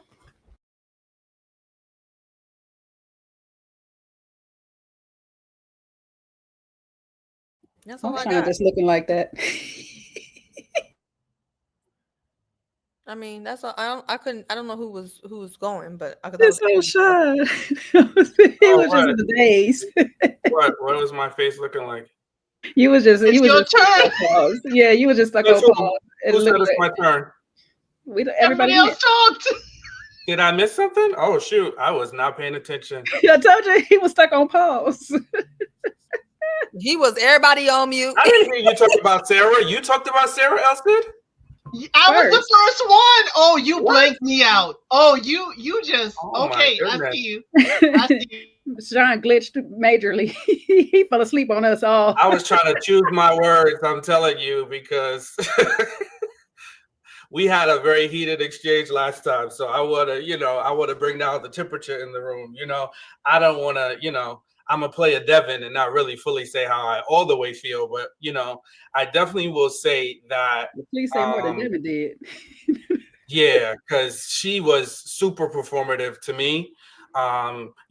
Bringing up Black Lives Matter, which technically, the organization, I'll say, the sentiment exists, but the organization doesn't, and it didn't in 2024. So what are we talking about? Like, what are you trying to say? And that was my issue with, like, especially from a privilege standpoint, she's like one peg under a white man. So it's like, I'm always side-eyeing, like, what's your angle here? Like, why are you bringing up these catchphrases? Like, what are you trying to get at? You don't have to say Black Lives Matter. You ask, what do you feel about racial equality? What do you, like, I want her to say what you're trying to say. Don't give me catchphrases. She did mention George Floyd, but I think that is such a blanket thing. That is such a triggering thing.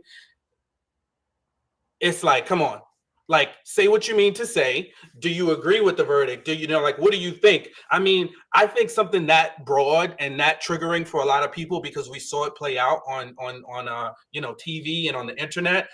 That's probably not even a good question to ask. But the answer she got told her everything she needed to know. So that for me was the problem, why she was going through mental gymnastics to continue to try to, negotiate with him on where he stood, where he stood with the church, where he stood here. What does his church stand for? Then she's going back watching sermons and, bringing back the information for him. Then he's introducing, her to his, Avengers, his diversity Avenger squad. I'm just like, it all was very overwhelming for me.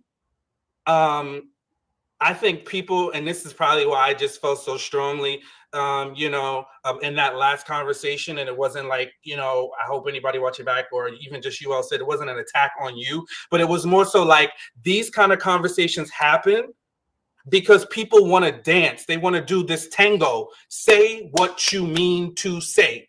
State your stance. Be comfortable in whatever decision you made. And then we don't have to watch this dance. For her, she needs to do it. And for him, he needs to do it. And I think he was playing too. Because ain't no way you sit up and go to your church every Sunday and you don't know what that church thinks. You don't know what the root cause messaging is. And also, a lot of people might not like me for this. Hey, Christians, we like to play the buffet. And I'm a fellow Christian. We pick and choose our sins. And that's one thing where I kind of got convicted, because we'll say, I'm a fornicate every day except for Sunday, but this sin is a bridge too far. So I think we just need to be careful, because a lot of people are like, well, he's a conservative Christian. He wasn't a virgin. He wasn't a virgin, okay? And he was more than comfortable being, or giving the impression that they were being intimate on TV. They weren't sleeping in a separate bedroom. I'll tell you that much. So, hey, you need to pick your sin. Pick your sin. Whichever one works for you, pick it. So I just think to me, if people are very hypocritical, and they do whatever serves them. And I think that's why I have the vim for people who can't say it with their chests, because tell me what it is so I know, because I want to know, because people like to pick and choose, and the stuff that they agree with, they're kind of loud and proud, but the stuff that they know is wrong, but they're still doing it, they want to keep it, they want to keep that over here. Yeah, I'm a Christian. Yeah, now I'm good on that. Just say what you mean, say what you stand for. And I think he was mealy-mouthed about who he was. So she had to do whatever performative action she was doing to try to be Nancy Drew of the, liberal white woman's crew to get out the information from him. I am Sara. I am proud, at least, that Sara said, hey, at the end of the day, I've seen enough to say I can't marry him. And hopefully all these gymnastics and jumping and backflips that she did between the pods and afterwards will be a lesson learned that you just cut it short after that. Oh, let me do a basketball reference for Sean right now. He's on fire. This man is shooting from everywhere on the floor and ain't missing, baby. Okay, hit them all, knock them all down, boo. I am here with you, and it because you said a point that is going to be a downfall for Devin and Ben going forth in relationship. They don't have an actual stance. They're relying on outside things, the church, their family, all of these other things to be their viewpoint, but themselves don't have an actual stance. Hence why they can't have the actual conversations with nobody.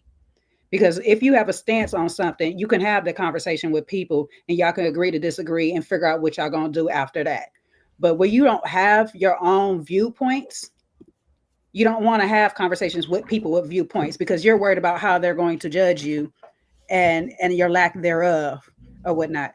When you are good on your stance, you're like, okay, well, I'm going to tell you my stance and this is what we're going to do. You got my view. I got your view. Can we coincide together? No. Okay, cool. Go about our way. Nice meeting you.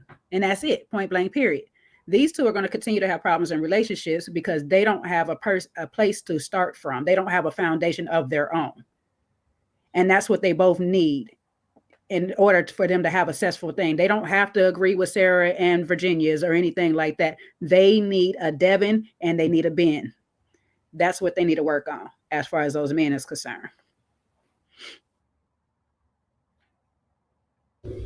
Hey, you're not 100. Okay, let's leave Ben and Sara alone because I think we rinsed them out like a good rag. Here's the next person we'll talk about. I think we should talk about Joey plus Monica. Because they also said no.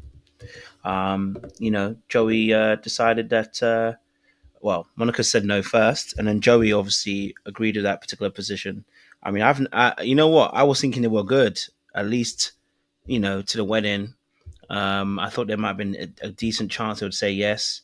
But the way that he turned and said that, we agree and and turned to the audience, if that was a friendship, if I ever see one. Maybe he was turned off with the socks collection. Maybe he was turned off with the sister. I don't know. Maybe it was because that friend that's too close, that is her sister's man. I don't know. Could have been a whole bunch of things as well. Maybe it was his OCD. Who knows what the real reason is? I guess we'll find out on the reunion.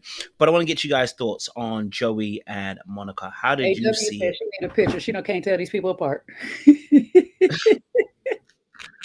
That's what the white folks say about us. Yes, I'll give you a picture. Go for it if anyone wants to talk about them. I'll go real quick. I love the way this was handled. It seems like Monica felt like Joey was a bit too nonchalant about her. He, for whatever reason it was, he wasn't very like touchy-feely, super romantic. And she didn't get the feel. She seems like she wants a little bit more reassurance, a little bit, more of that lovey-dovey feel. And he just feels like a very chill, kind of laid-back guy. And so I like how she kind of vocalized her needs, and he didn't gaslight her on that. He kind of recognized that he's, not necessarily that type of person and hadn't been doing that. And so I think they handled it like adults. Every situation doesn't need a villain.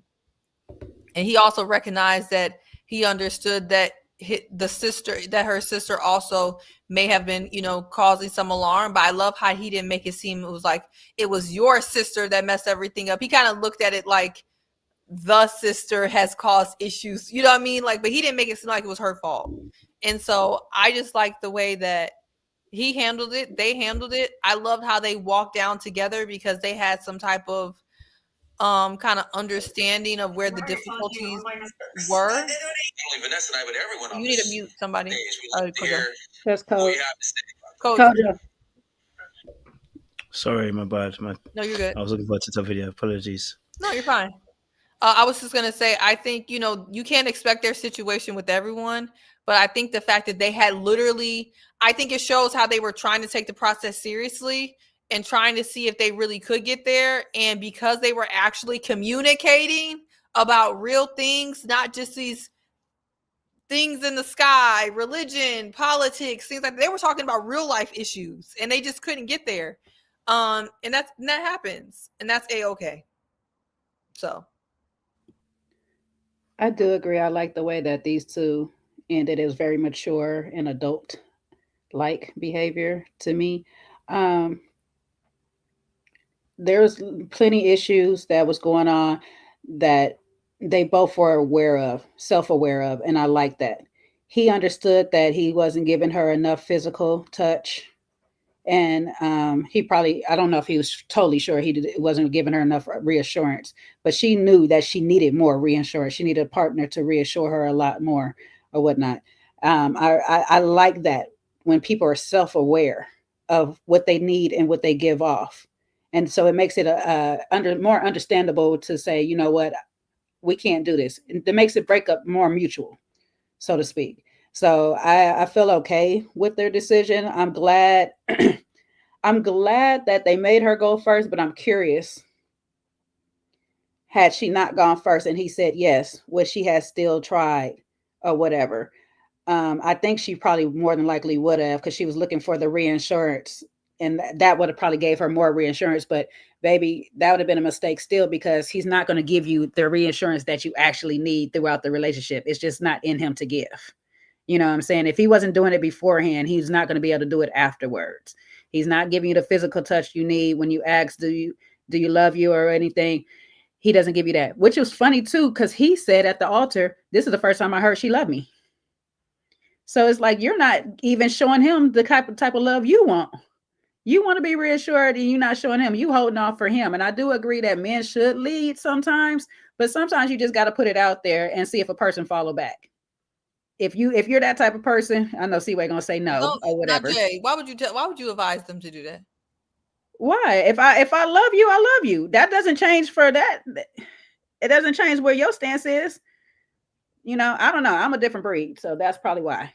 Because Jay, you be shooting your shot and it be going in. Don't be advising that for everybody. No, I've shot my shot, but I've shot my shot and a person that didn't say it back to me. But I'm also comfortable in knowing, because I'll tell you, you don't have to say it back to me. I need to get this off my chest. This is for me. See, that's that Leo Sag energy. If we say it, it's like giving money and you already know you ain't gonna get it back. Sometimes you cool with it, but that's how she is not that type of person. Yeah, she's not. That would have effed her up. So yeah. If you know it's gonna F you up, y'all, take Jay's advice with a grain of salt. Anyway, keep going. I just don't want not with the grain of salt. Don't take my advice at all. No, take it. She should have done that. No, Jay, she should have done that. You can't be scared in this place. You're right, Jay. She shouldn't be scared. She should have said it, because then he would have given it. Then he would have had to say something. Yeah, if he doesn't say something, now you know. Yeah, you running for. I don't know. That's how I feel. I feel like if you need it, you need to say something. But listen, if you know you're going to be effed up, be self-aware though. If you know you're going to be effed up, don't say it. Don't say it. I know I'm not going to be. I'll be okay. So y'all walk with me lightly. You know what I'm saying? You might have to veer off onto your own journey. Anywho. But yeah, I appreciate these two at the end. They doing their thing. I don't know how they family felt. Everybody seemed like they was okay. I was weird by the cheering. I was like, why is we all cheering over here? What is happening? Well, because they went skipping down the aisle together. I know. I was like, they was cheering because they was like, oh, okay, I guess if they're good, we all good. I was like, what's really happening? We know the sister was cheering the loudest though. She was like, oh, hell yeah. She ain't getting married before me. Yay. She's about to grab that old dude, the leftovers that she picked up from the sister, and be like, let's get married right here. That sister is a reasonable, no doubt. I mean, that's not the word I'm trying to find, but she's like the most negative Nancy ever there is. It's just like, even in there, she was like, I just never seen you getting married or whatever. It's worse than Kim when she was with Chloe and them at this point. I'm just like, child, this crazy. You do need to kind of get away from this sister or set some boundaries with her a lot, because she gonna have be a cause for a lot of your relationships going downhill if you keep introducing people before you get married to them. You might just need to get married and not tell her after. Like, shoot, because I don't know about her, child. But yeah, good decision. I don't think I agree with you, Coach. I didn't see it coming, because as soon as she told us that she didn't get the reassurance that she need to know which direction, I said he's on the fence, and this not gonna probably end well. But because they made her go first, it put her on the spot. So I was good to see her stand on her own and make her own decision, not based off of him too. I appreciate her for that. I think Joey was going to say no regardless. Joey peeped everything. He looked at the family. He looked at the community sock drawer. He looked at the spider web and the genes of it all. He looked at the sister. Joey was clocking a whole lot ahead of time, and he was going along with it. And I wonder if Joey's like jovialness is also his way of sifting through and coping with some things. My thing is, we didn't learn about Joey's family except for at the wedding. We didn't learn a whole lot. We knew he was paying homage to a sister that he lost. I understand Joey's jovial nature because the mother and two sisters were like, we leaned on Joey when things got rough. So Joey had to pick up everything and succeed. And remember, he was also in D1 football, also trying to succeed. And also, we looked at his dad and how stoic he is. Joey is in the middle of a pendulum. And that whole jovialness is to, I guess, his way of relaxing from the stress with the mother and rebelling from the stoicness with the dad. But I would have liked to learn more about Joey, other than Joey can clock the sister and he's in tune with his OCD and what it means. But we didn't get a ton on Joey, but we got a ton on Monica. But I knew he was checked out by the final dinner. That final dinner was not romantic in the slightest. It did not say meet you at the altar. It did not say anything other than we gonna ride this out till the end and I'm gonna see you and we gonna do this. However, I didn't think Joey was gonna say yes at all, even at that final dinner.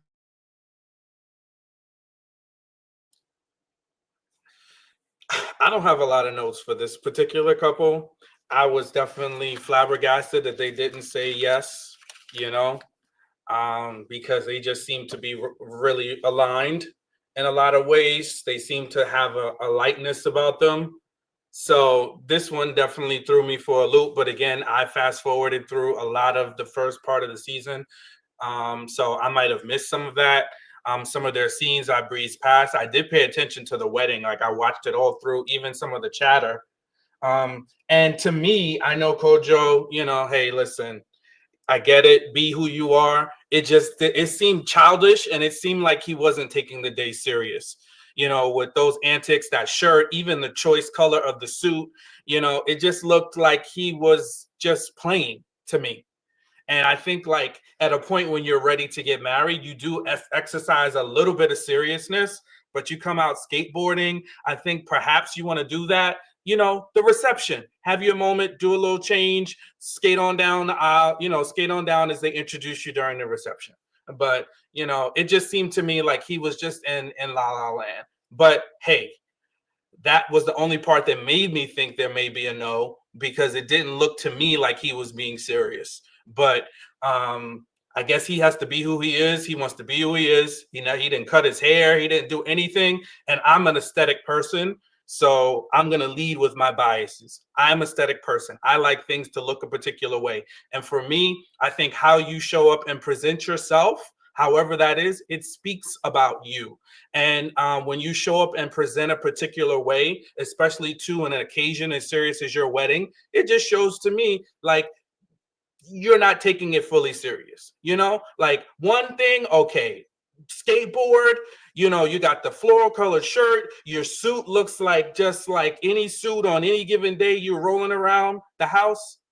That to me it's a whole lot of unseriousness packed up together. You need to pick a struggle. But again, my opinion, that's the only thing that was like, is he really taking this day serious? Is he really going to marry this girl? And then you think about your pictures. She's going to be in a pretty dress and you in here looking like the Beach Boys. It just looks misplaced. Anyway, I am glad that they didn't move forward, because I do think that sister would have been held to pay. She was still negative down to the last day, down to the minute when she was getting ready. And I'm glad, what's the woman's name? Monica. I'm glad Monica finally said to her in that moment, hey, you need to trust my judgment. I'm going to make the best decision for me. You know, so I'm glad that she stood up to her. I hope that is the first of many times where she's going to set firm boundaries for her and tell her, like, back all the way back, like back, and chill out. Keep your opinions to yourself. You do you. I'm going to do me. You're grown. I'm grown. And let's just be siblings that respect each other as adults. Though I do, oh, sorry. Though I do agree that he was being a bit unserious throughout the day or whatever. I think, though, that's his outlet from his seriousness of everything else he has going on. And I will say I do a bit disagree with you, El Cid, as far as Joey being the one to really say no, because there was a few things, and I'm glad Jen reminded me in the chat. He did bring that wheelchair and put it there. That was very cruel if your plan was to say no to do with your mama or whatever and stuff like that, because that made her feel some type of way. Two, whatever. Even though he's not very reassuring or open with how he feels or whatever and stuff like that, I do think he did like Monica. I know the sister was a holdup for him, and he likes to use that right now as more of an excuse. But I feel like had she had said yes, he would have went on with the yes or whatnot. I don't think he would have said no. I am curious to say if he would have what he would have said if he went first. But I'm glad that she said no, and I knew that it was the no from her because it needed to come from her when she wasn't getting reassured. Plus, the sister gonna stay in her ears, keep telling her reasons why this man ain't her man every 5 seconds. So she don't really have a foundational ground to stand on herself outside of her sister. I'll put it like that. The rest of her family maybe, but her sister seems to be all in her ear like Sarah's sister every 5 seconds. So that's my only thing. But yeah, I agree with everything else y'all said or whatever. But I won't hold him too much on the unseriousness, even though it was a little annoying for me to watch him get out the car and 2 feet of the longboard and go, like, literally you did one push and you was already at the door. Like, bro, what are we doing? But you know, I said before, when you're doing in-home care and these type of things, you need an outlet. So that's his outlet. I'm gonna let him be.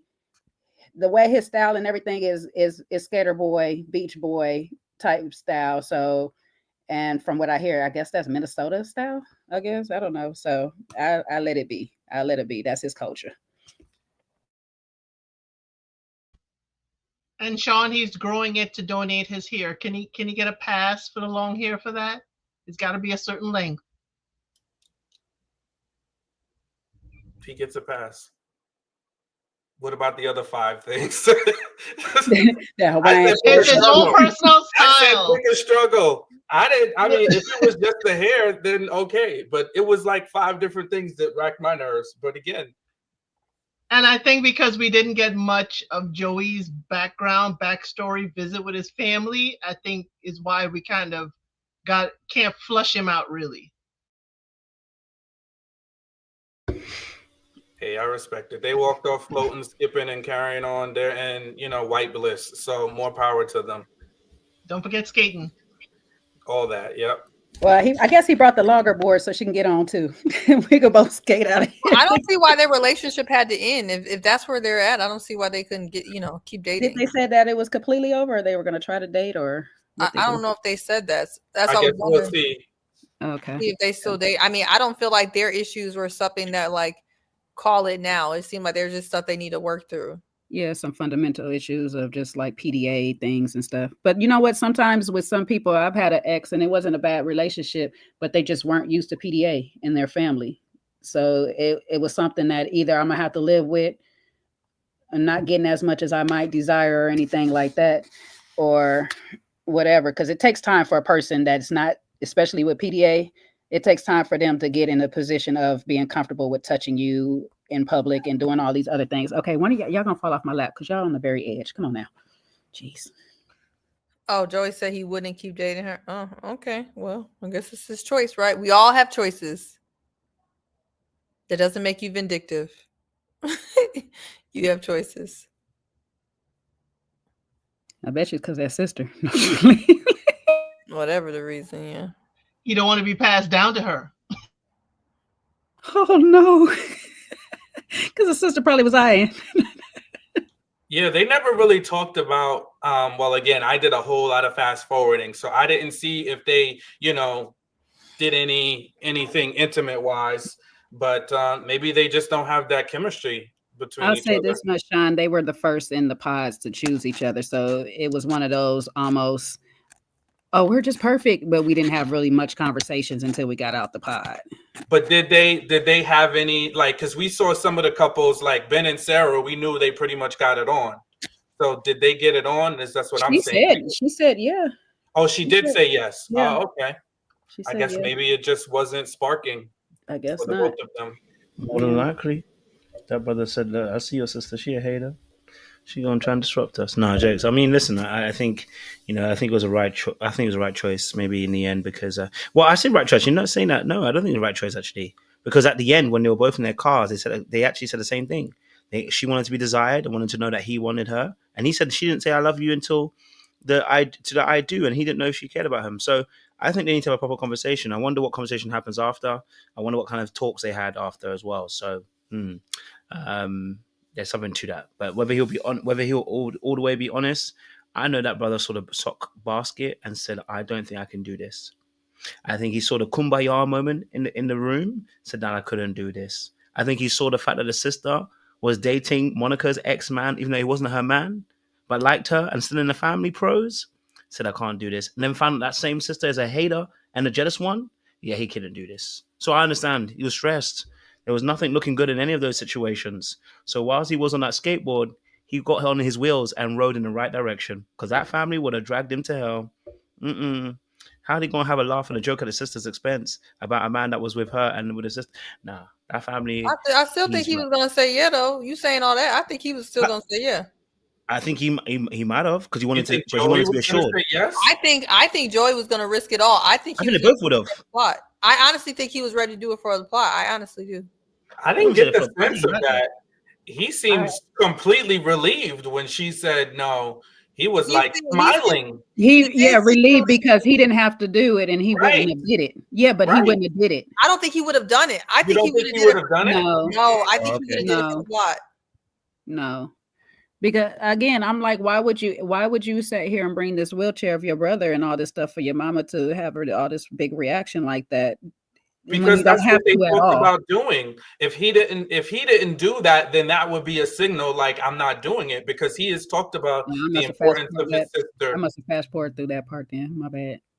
That's one thing I did catch. I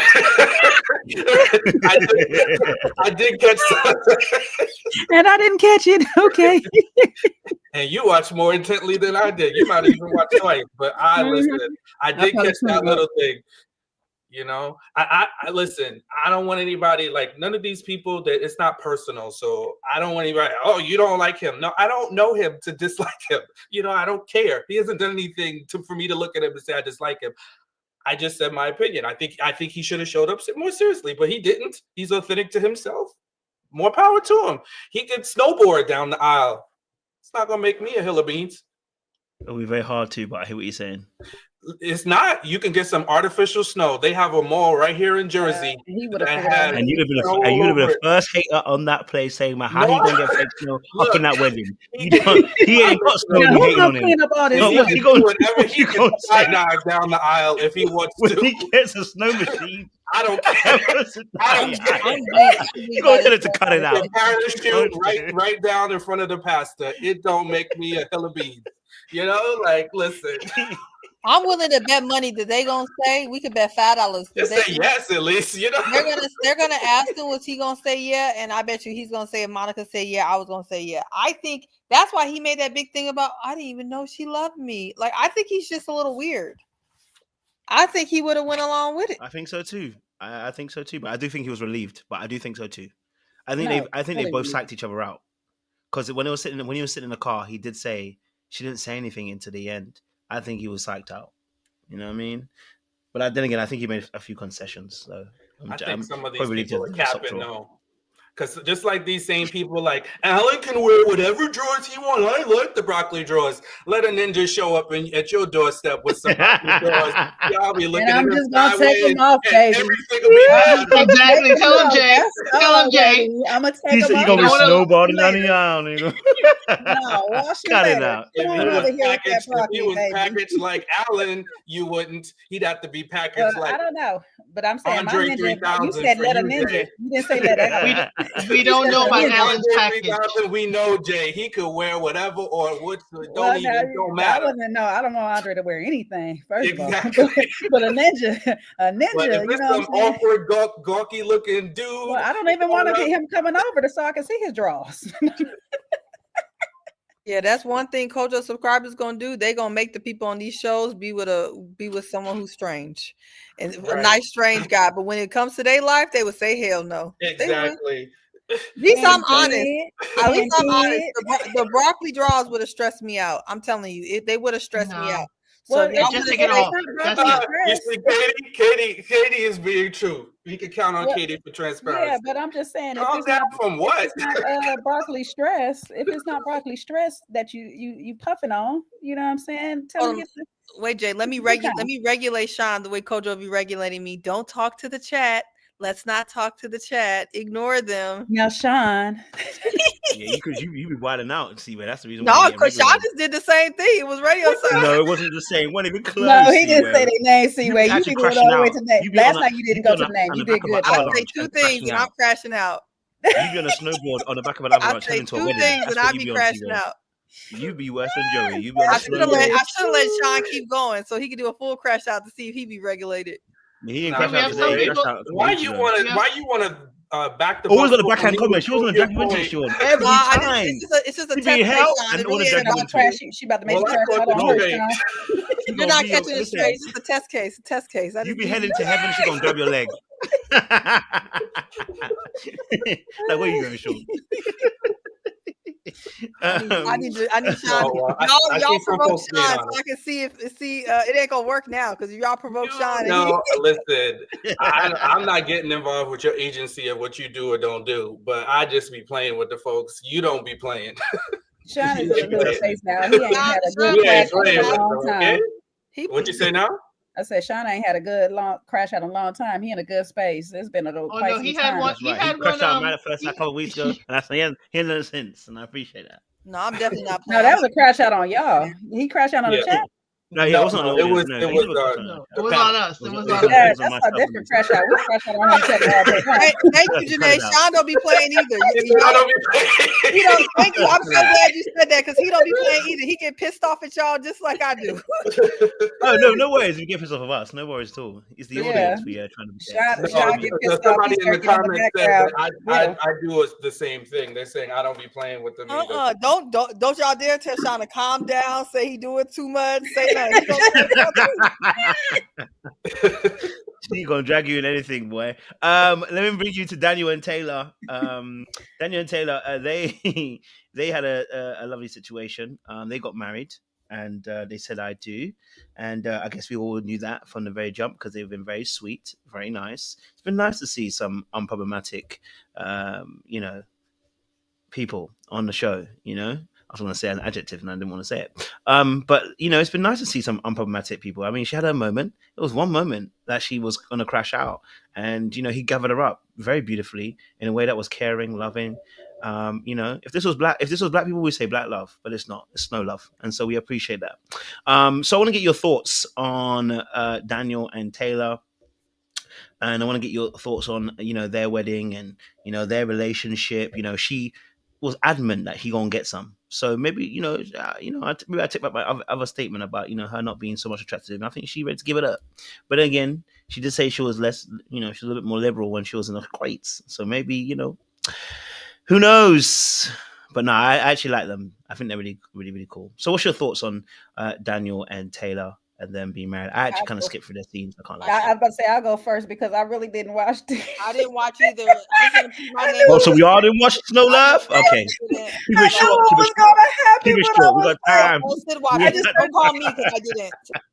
I went to something else, but listen, how they are connected. I guess we'll have another Love Is Blind baby soon, probably. I don't know. Hopefully, you know what I'm saying. Hopefully they still together and doing their Christmas thing. That's all I can say.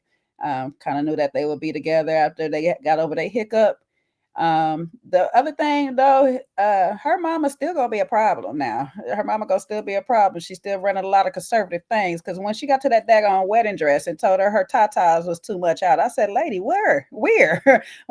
Virginia's maybe, but hers no. Where they out at? So yeah, that's gonna be a talking point through their relationship is his mom. But maybe Daniel's mom can sit there and get her on the text message and calm her down a bit. And child, when they do have a baby, good luck to that, because that mama gonna really be all up in it again. So I don't know. She looked good. All these ladies actually look good in their dress. I'll say that much. Jay, I watched it through. I thought I watched it through. When did the sisters sing? I saw them bring it. I told you I didn't watch singing at the wedding. In the the young beginning, lady. what part of the ceremony? The beginning, the whole thing when they were walking in. That was the sister. I did get to. I think Jesus. I got to the drive-in. I got them driving in, and that's where I end up stopping. I know they mentioned the sister when singing. When he walked in, you saw her first singing, playing the piano, and then he walked she was in. playing the Everybody else piano walked too? in. Yes. Well, no, I know that part. I knew they mentioned it because I remember Taylor saying, "Oh, your sister sings." Was it Taylor's sister or his sister? It was his sister. His sister, the one who is saying, visually your sister impaired. sings too. Because I knew she played an instrument, but I remember her saying her sister sings too. So Sean, I want to go back and watch that because I like the sister. She touched my heart. Yeah, I want to watch that again. I'm so sorry I missed that. I only got the drive up. Sorry, I ain't good for nothing. Elle said, "This is all you. Take it away." Yes. So should I grab my notes? The sister, yes, it was wonderful how all members of the family kind of participated. Daniel started the season telling us it was Short King season. I'm guessing he was correct, and maybe that's why production kept that edit in there. He and Taylor are the only ones that got married. I've been side-eyeing her the whole time, wondering if ever there's something he would say that she would not believe. Would she have another crash out? But she seemed to be even keel, and seemed to be eager for Operation Consummation. Okay, so we find out from them that they decided to wait until marriage. They said they weren't completely planning that, but I guess along the way they realized that's the best option for them throughout the engagement. So they decided to get married.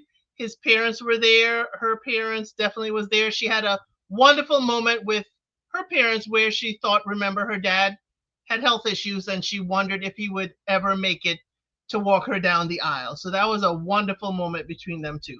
So they got married. The families were present. It was smooth sailing. In my part, it was very smooth sailing. I watched them progress. I was kind of iffy on her, but definitely loved, their vows, how they got there, and the family seemed to have a great time at the party. I'm hoping they're still together. I'm hoping those 9-month plan Christmas cards that Daniel didn't have to redo his Christmas cards. Okay. Yeah, I love beautiful summary, Elsid. Yeah, you captured it all. Yeah, I really like them. And I was a little nervous that she might falter, but she came through with a solid yes. She didn't hesitate. She didn't falter. And I think, what's his name? Daniel. I think he is like a case study in patience. I consider myself to be someone that is remotely patient, but he far exceeds any patience that I ever have. Because if I know I wasn't on your Instagram and you're going to accuse me of your Instagram, I'm going to crash out. I'm going to crash out. But he held it close. He gave, space for her to be in her emotions. He didn't try to tell her she was wrong for thinking the way she felt. I almost thought that he was like fake and phony, but he just seems like a genuinely nice guy. And I do like, I like his family. They seem like they are very supportive, very caring. And especially as a new couple, you need that support. So I think both families, although her mom was a tougher cookie, she did come around. So I really did like them. And I think they at least gave us something to root for. I'm hoping they're still together. I'm hoping they work things out. I think that we didn't see them have too many like real tough, heavy, hard conversations. I think because to a certain extent, with certain things, you can catch the vibe, right? And you can catch the vibe on certain things, and you can kind of know, and maybe you need to talk about others. But I think that those two, they just seem so nicely enmeshed together. So I'm just hoping they stay together.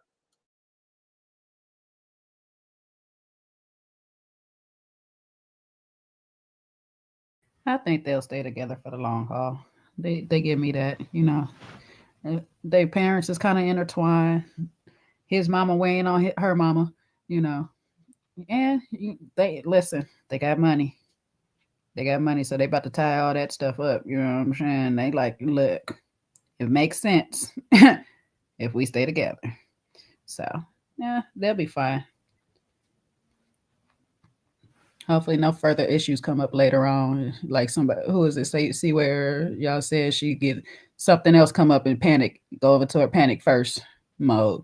But he's calm enough to calm her down if she does. He already know that's possible, that she thinks too much. They kind of joked about it during the honeymoon part of it, that she thinks too much. She's too in her head. So he know how to calm her back down. So we'll see. Vanessa and Nick can be happy. A new baby will be on the way soon. Jesus. That's right. And he gonna be a short king as well. We appreciate it. He gonna collect the babes. I love that. Listen, so life is about all the overcoming challenges, including height restrictions. Listen, ladies, your king might be a little shorter than you planned. I'm trying to tell you. Ladies need to start considering those 5-foot guys. I don't know They about pack 5 a lot foot. of patience. They pack a lot of patience. They do. But what my daddy say, big things be in small packages sometimes. I think that's what Katie said too. Katie said that in the comments. And she said it too. But is it that he may, because options are limited, you may have to pack a little patience? Absolutely. It's like when you weren't good looking as a young child, you develop a personality. It happens to all of us. It's character building. Yes. And I do think when you're if you guys notice, I don't know if there's a statistic on here, but I'm sure I'll find one, that the shorter dudes are a lot of times are more successful, because when you're shorter, you usually have to be nicer. You need to get your money up. You usually more patient. That's why a lot of times when you find those 6'2" model looking dudes, that's all they're gonna provide you. It's 6'2" and that they're not gonna provide you anything else. So you definitely should keep that in mind. Everybody looking into the clouds for 6'2" and they missing the 5'7". I'm saying, I'm gonna let y'all know now. Andre might be a little bit shorter if we the same height, but I'm all for it. I'm not gonna count him out just because of his height, baby. Hey, just closer to the ground. Ground. You should dodge the ones that have little man syndrome. Now, if they have little man syndrome, then no, I'm not talking about them. Those are people who are not, they're at war with their height, and then they're going to be at war with you because they're at war with their height. No little man syndrome. I'm talking about the people who are at peace with it. They got their money up. They're nice. They're this and that. And those sometimes be the best ones. But if you see a man that's a short and he got little man syndrome, that's not a short king. That's a short demon. Get away from them. Little man and Napoleon complex. Yeah. Jay, Natashki says she's 5'10". Let her know. Let her know how tall you are. So it don't matter. Yeah, I'm 5'10" too. You know what I'm saying? 6 feet on basketball. I'm about to say that because the roster height different. That roster height definitely go add some inches. My roster height 5'6". I'm not 5'6". Yeah. I'm gonna tell you now. I know. Listen, I found out Denzel is 5'10" at pushing it. He might be on the roster height. I think he's 5'8", really. He 5'10". Andre 3000, 510. It's not that many C murders. You know what I'm saying? It's not that many Percy Jacksons. Percy Millers and stuff. Them boys is a little tall. Snoop Dogg's. It's not that many of them. But Aaron Pierre, he looked kind of tall though. Tiana, not you come back now. Need to leave that brother alone, okay? His countryman. Hey, listen, I'll be Polly for him and Tiana. Oh my gosh.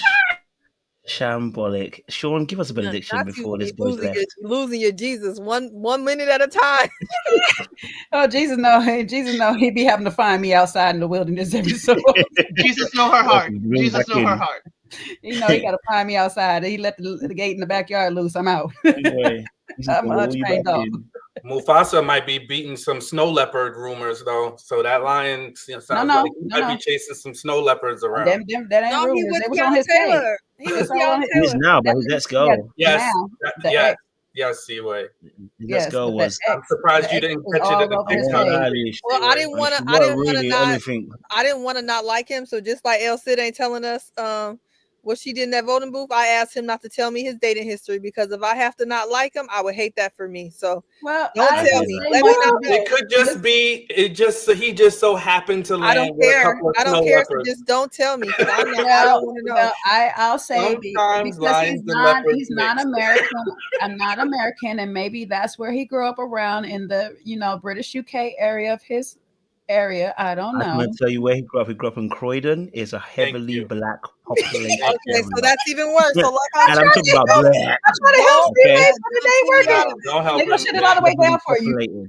Yeah, heavily populated. That's all right. Tiana's gonna bring him back. If he was dabbling in the snow, he was dabbling in the snow. But he ain't gotta let me know. Okay? I'm not saying that necessarily is, but and it's not even that. But the girl wasn't even like that's what concerned me most. They never have to be. They never have to be. She said more than average. Yeah. It didn't give like it wasn't one of the nice ones. You know what I'm saying to you? The ones that are a little bit more classy, you could be like, okay, I get it. I get why. But one of our favorite black kings though went from the snow to a black queen. Russell Wilson went from the snow to Sierra, so you can make that transition. You know what? We call that. Remember his ex-wife was that. Yeah, we'll see. We'll see because if him and Tiana decide to go separate ways, and we'll see what he do after that. Because Michael B. Jordan is still on the fence right now because he's trying to hide his relationships after his stint or whatever. So we're gonna see. And his bro Jonathan Majors. No, let's leave him out of it. My mother tried to call me this morning and talk about I actually am happy for them. I said you be happy for them. Leave me out of it. Actually, after seeing them two together, I'm not sure if he's playing. I don't know if she played, but they is acting like they both need to see the lady together. That's what they need to do. Yeah. That's fair. Listen, be having that look in that eye like Cam had that look for CR, but when it come to her, I'd be like, child, back up, calm down. Bro, hey, she wanted to be a savior. He wanted to be saved. I look at you like that too. If you paying my bills, Aaron, and look like she do. I ain't gonna hold her. I mean, Michael B. Jordan. Yes, he did try, but he tried with the wrong one. He went with someone like Laurie. What was he expecting? I wish Laurie would just. She's a Black Widow. True love. That's because nobody wants Jamie Foxx, so we don't care what he dabbles in. Just play that piano and leave us be. He can dabble in all the snow he wants. Okay, Esther, you don't have to be trying to cougar shame in the background, okay? You know what I'm saying? That lady. She is older. How old is she? Like, she got at least a bit tenure in him. I don't know. How old is Mufasa? How old is he? Yeah, I don't actually know. 30-something. He's 30 something. He's 30. Okay, well, if anything, she's not that much older. But like I think he's your age, Kojo, or maybe or like a year or two older. Don't quote me. I don't know why I I'm younger looking right now.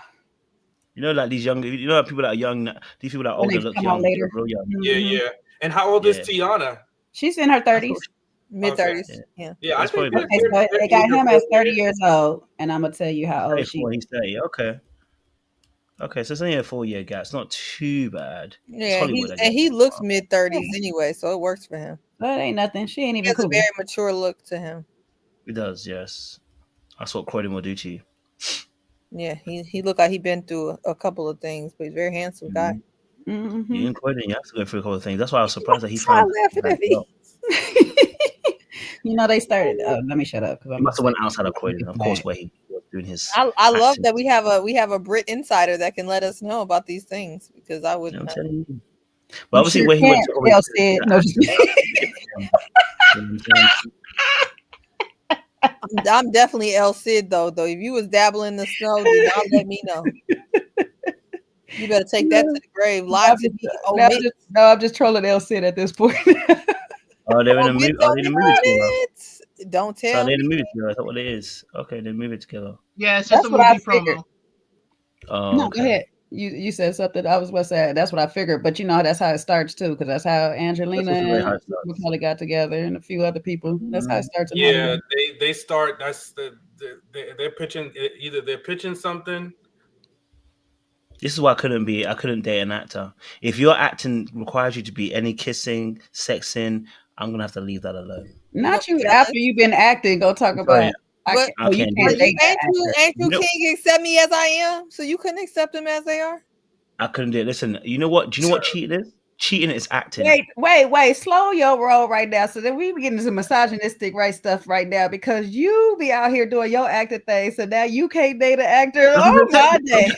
That's what I try to tell you. Listen, if I'm doing acting, I wouldn't do any kissing or any intimate scenes. I wouldn't be doing those things because even and I can prove it. I did theater for and I did it. And one of my character had a married partner, and he wanted me to kiss. And I said, I'm not doing it. I have a girlfriend.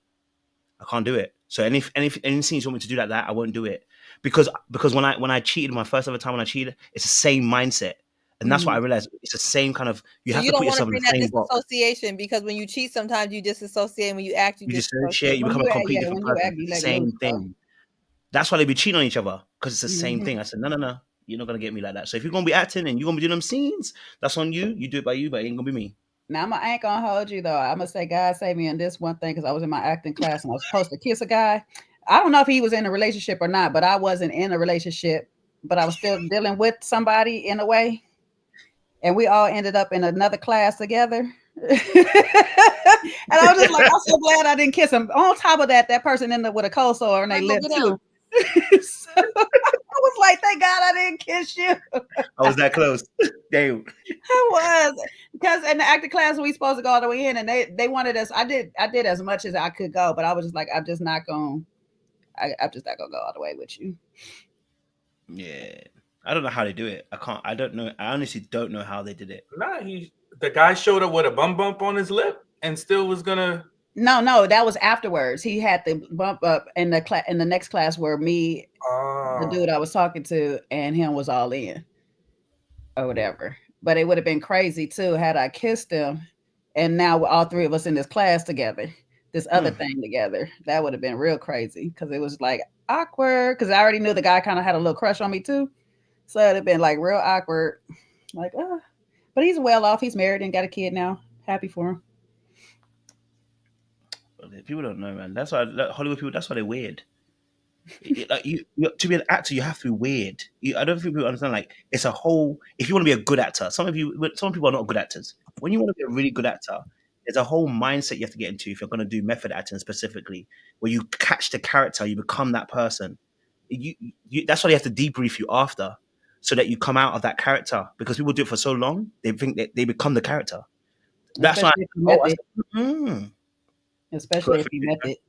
If you method, that's what I'm trying to say. And I can film. I like method, so I like to, study the character and become that character where I'm living it every day. And I said, I'm not doing this again. That's dangerous. How would you do? I know this is not none Love is Blind, but how would you do if, like, you don't necessarily have an intimate scene like that, but you have like a partner, or a wife, or something like that? That y'all do have a bit of things where you not necessarily have to kiss, but be real close enough on each other. Would you still do the role? I could do the role, but I would have to. I would like for scenes not to be so intimate. You know what I'm saying to you? There's other ways to show that we're a married couple without there having to be some intimate scenes. You know what I'm saying to you? I remember the situation. I had to practice the lines with a girl, and she was like, "You're just real distant." I said, "It's not that I'm distant. It's just that there's certain things I just don't think I need to do." You know what I mean? Like, because it's the boundaries that keep getting moved, isn't it? You know what I'm saying to you? Like, we practicing lines. Okay, I got to hold you. Okay, I can do a hold. I can do a hug and everything like that. We don't need to do no bed scenes. I don't need to be in bed with you. You know what I'm saying to you? I don't think we need to do that. What's that showing? You know what I'm saying to you? Like, or if I've got clothes on, no, I don't need to. Stuff that's going to get you to a place where you don't need to.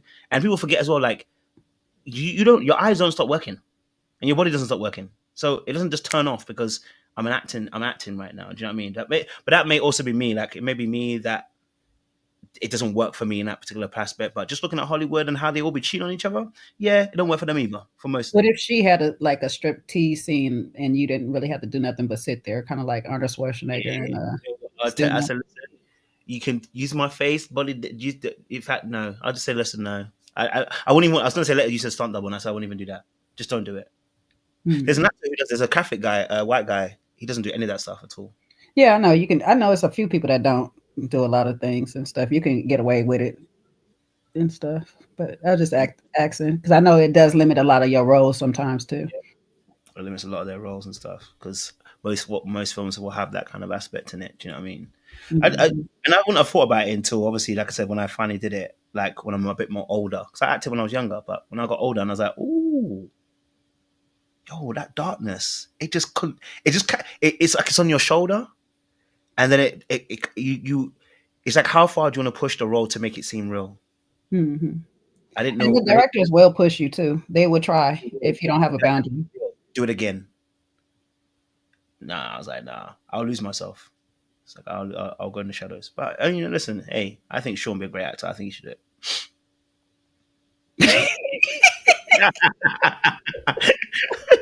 He acting right now. He acting like he wouldn't. DK, you can do it now. Listen, you guys are done. If you're done, I'm ready. Yeah. Perfect, Cap. Yeah, well, listen, we got an hour, a little more than an hour to the reunion, so I am looking forward to that, and I think we'll see, where they are now and how things have come to fruition.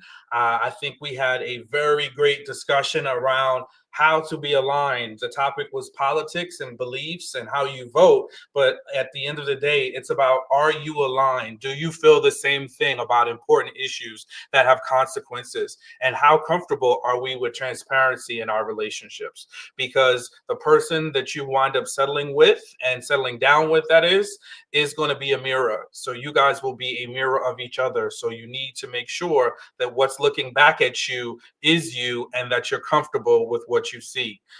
Then we have some other issues like Virginia and Devin.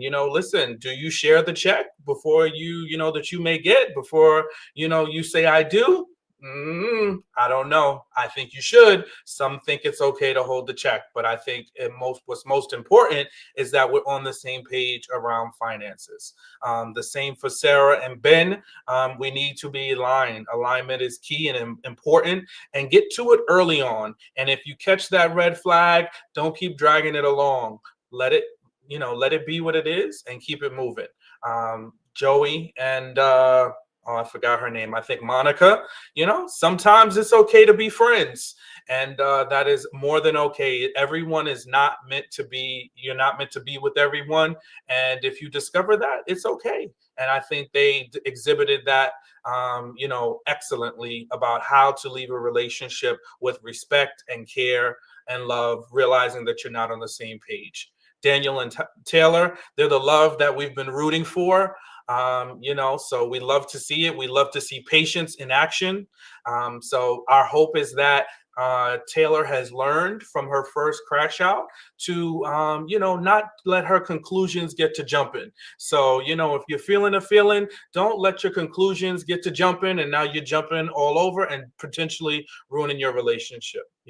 Be stable, be steady, and make sure that you are giving the person room to unpack whatever you are thinking.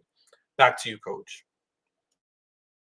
Thank you very much, Sean. I appreciate that as well. So listen, we'll be back obviously in about an hour's time. I'll do a live. I'll just be on YouTube and I'll watch it. I won't show it on the screen, of course, but I'll be watching it so you can see my live reaction. So we can have a little bit of a chat in the chat as well for you guys. It won't be members only. Don't worry, you can all join. All right. But no, we'll definitely be back in about an hour's time so we can watch it live. We can make some comments here as well, and then obviously, I don't know if we'll do it. Maybe it depends how tired I'm. If I've got energy, I might do a live after. Depending on I don't know how long the reunion is going to be, but We might do a live after and prompt you one and see the gang go around. Are you Yes, not Steven? doing members only because of these ridiculous comments? Oh no, not at all.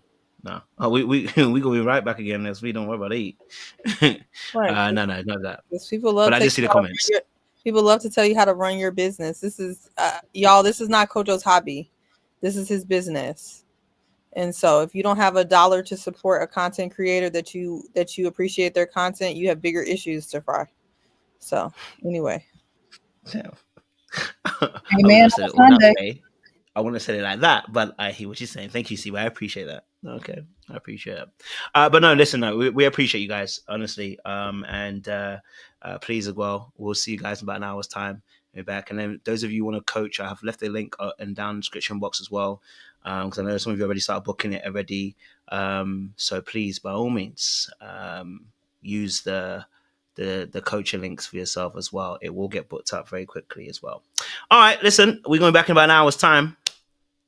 You'll be back here again, so don't you worry, okay? All right. We appreciate y'all. Stay locked, stay loaded. We'll see you again very, very soon. Much love, much appreciation. Don't do anything I wouldn't do. There's not much I wouldn't do, so gotta be careful here now. We'll play a video clip, but you know what's gonna happen? Don't beg. It's disgusting. Clip gets me every single time. Bye, guys.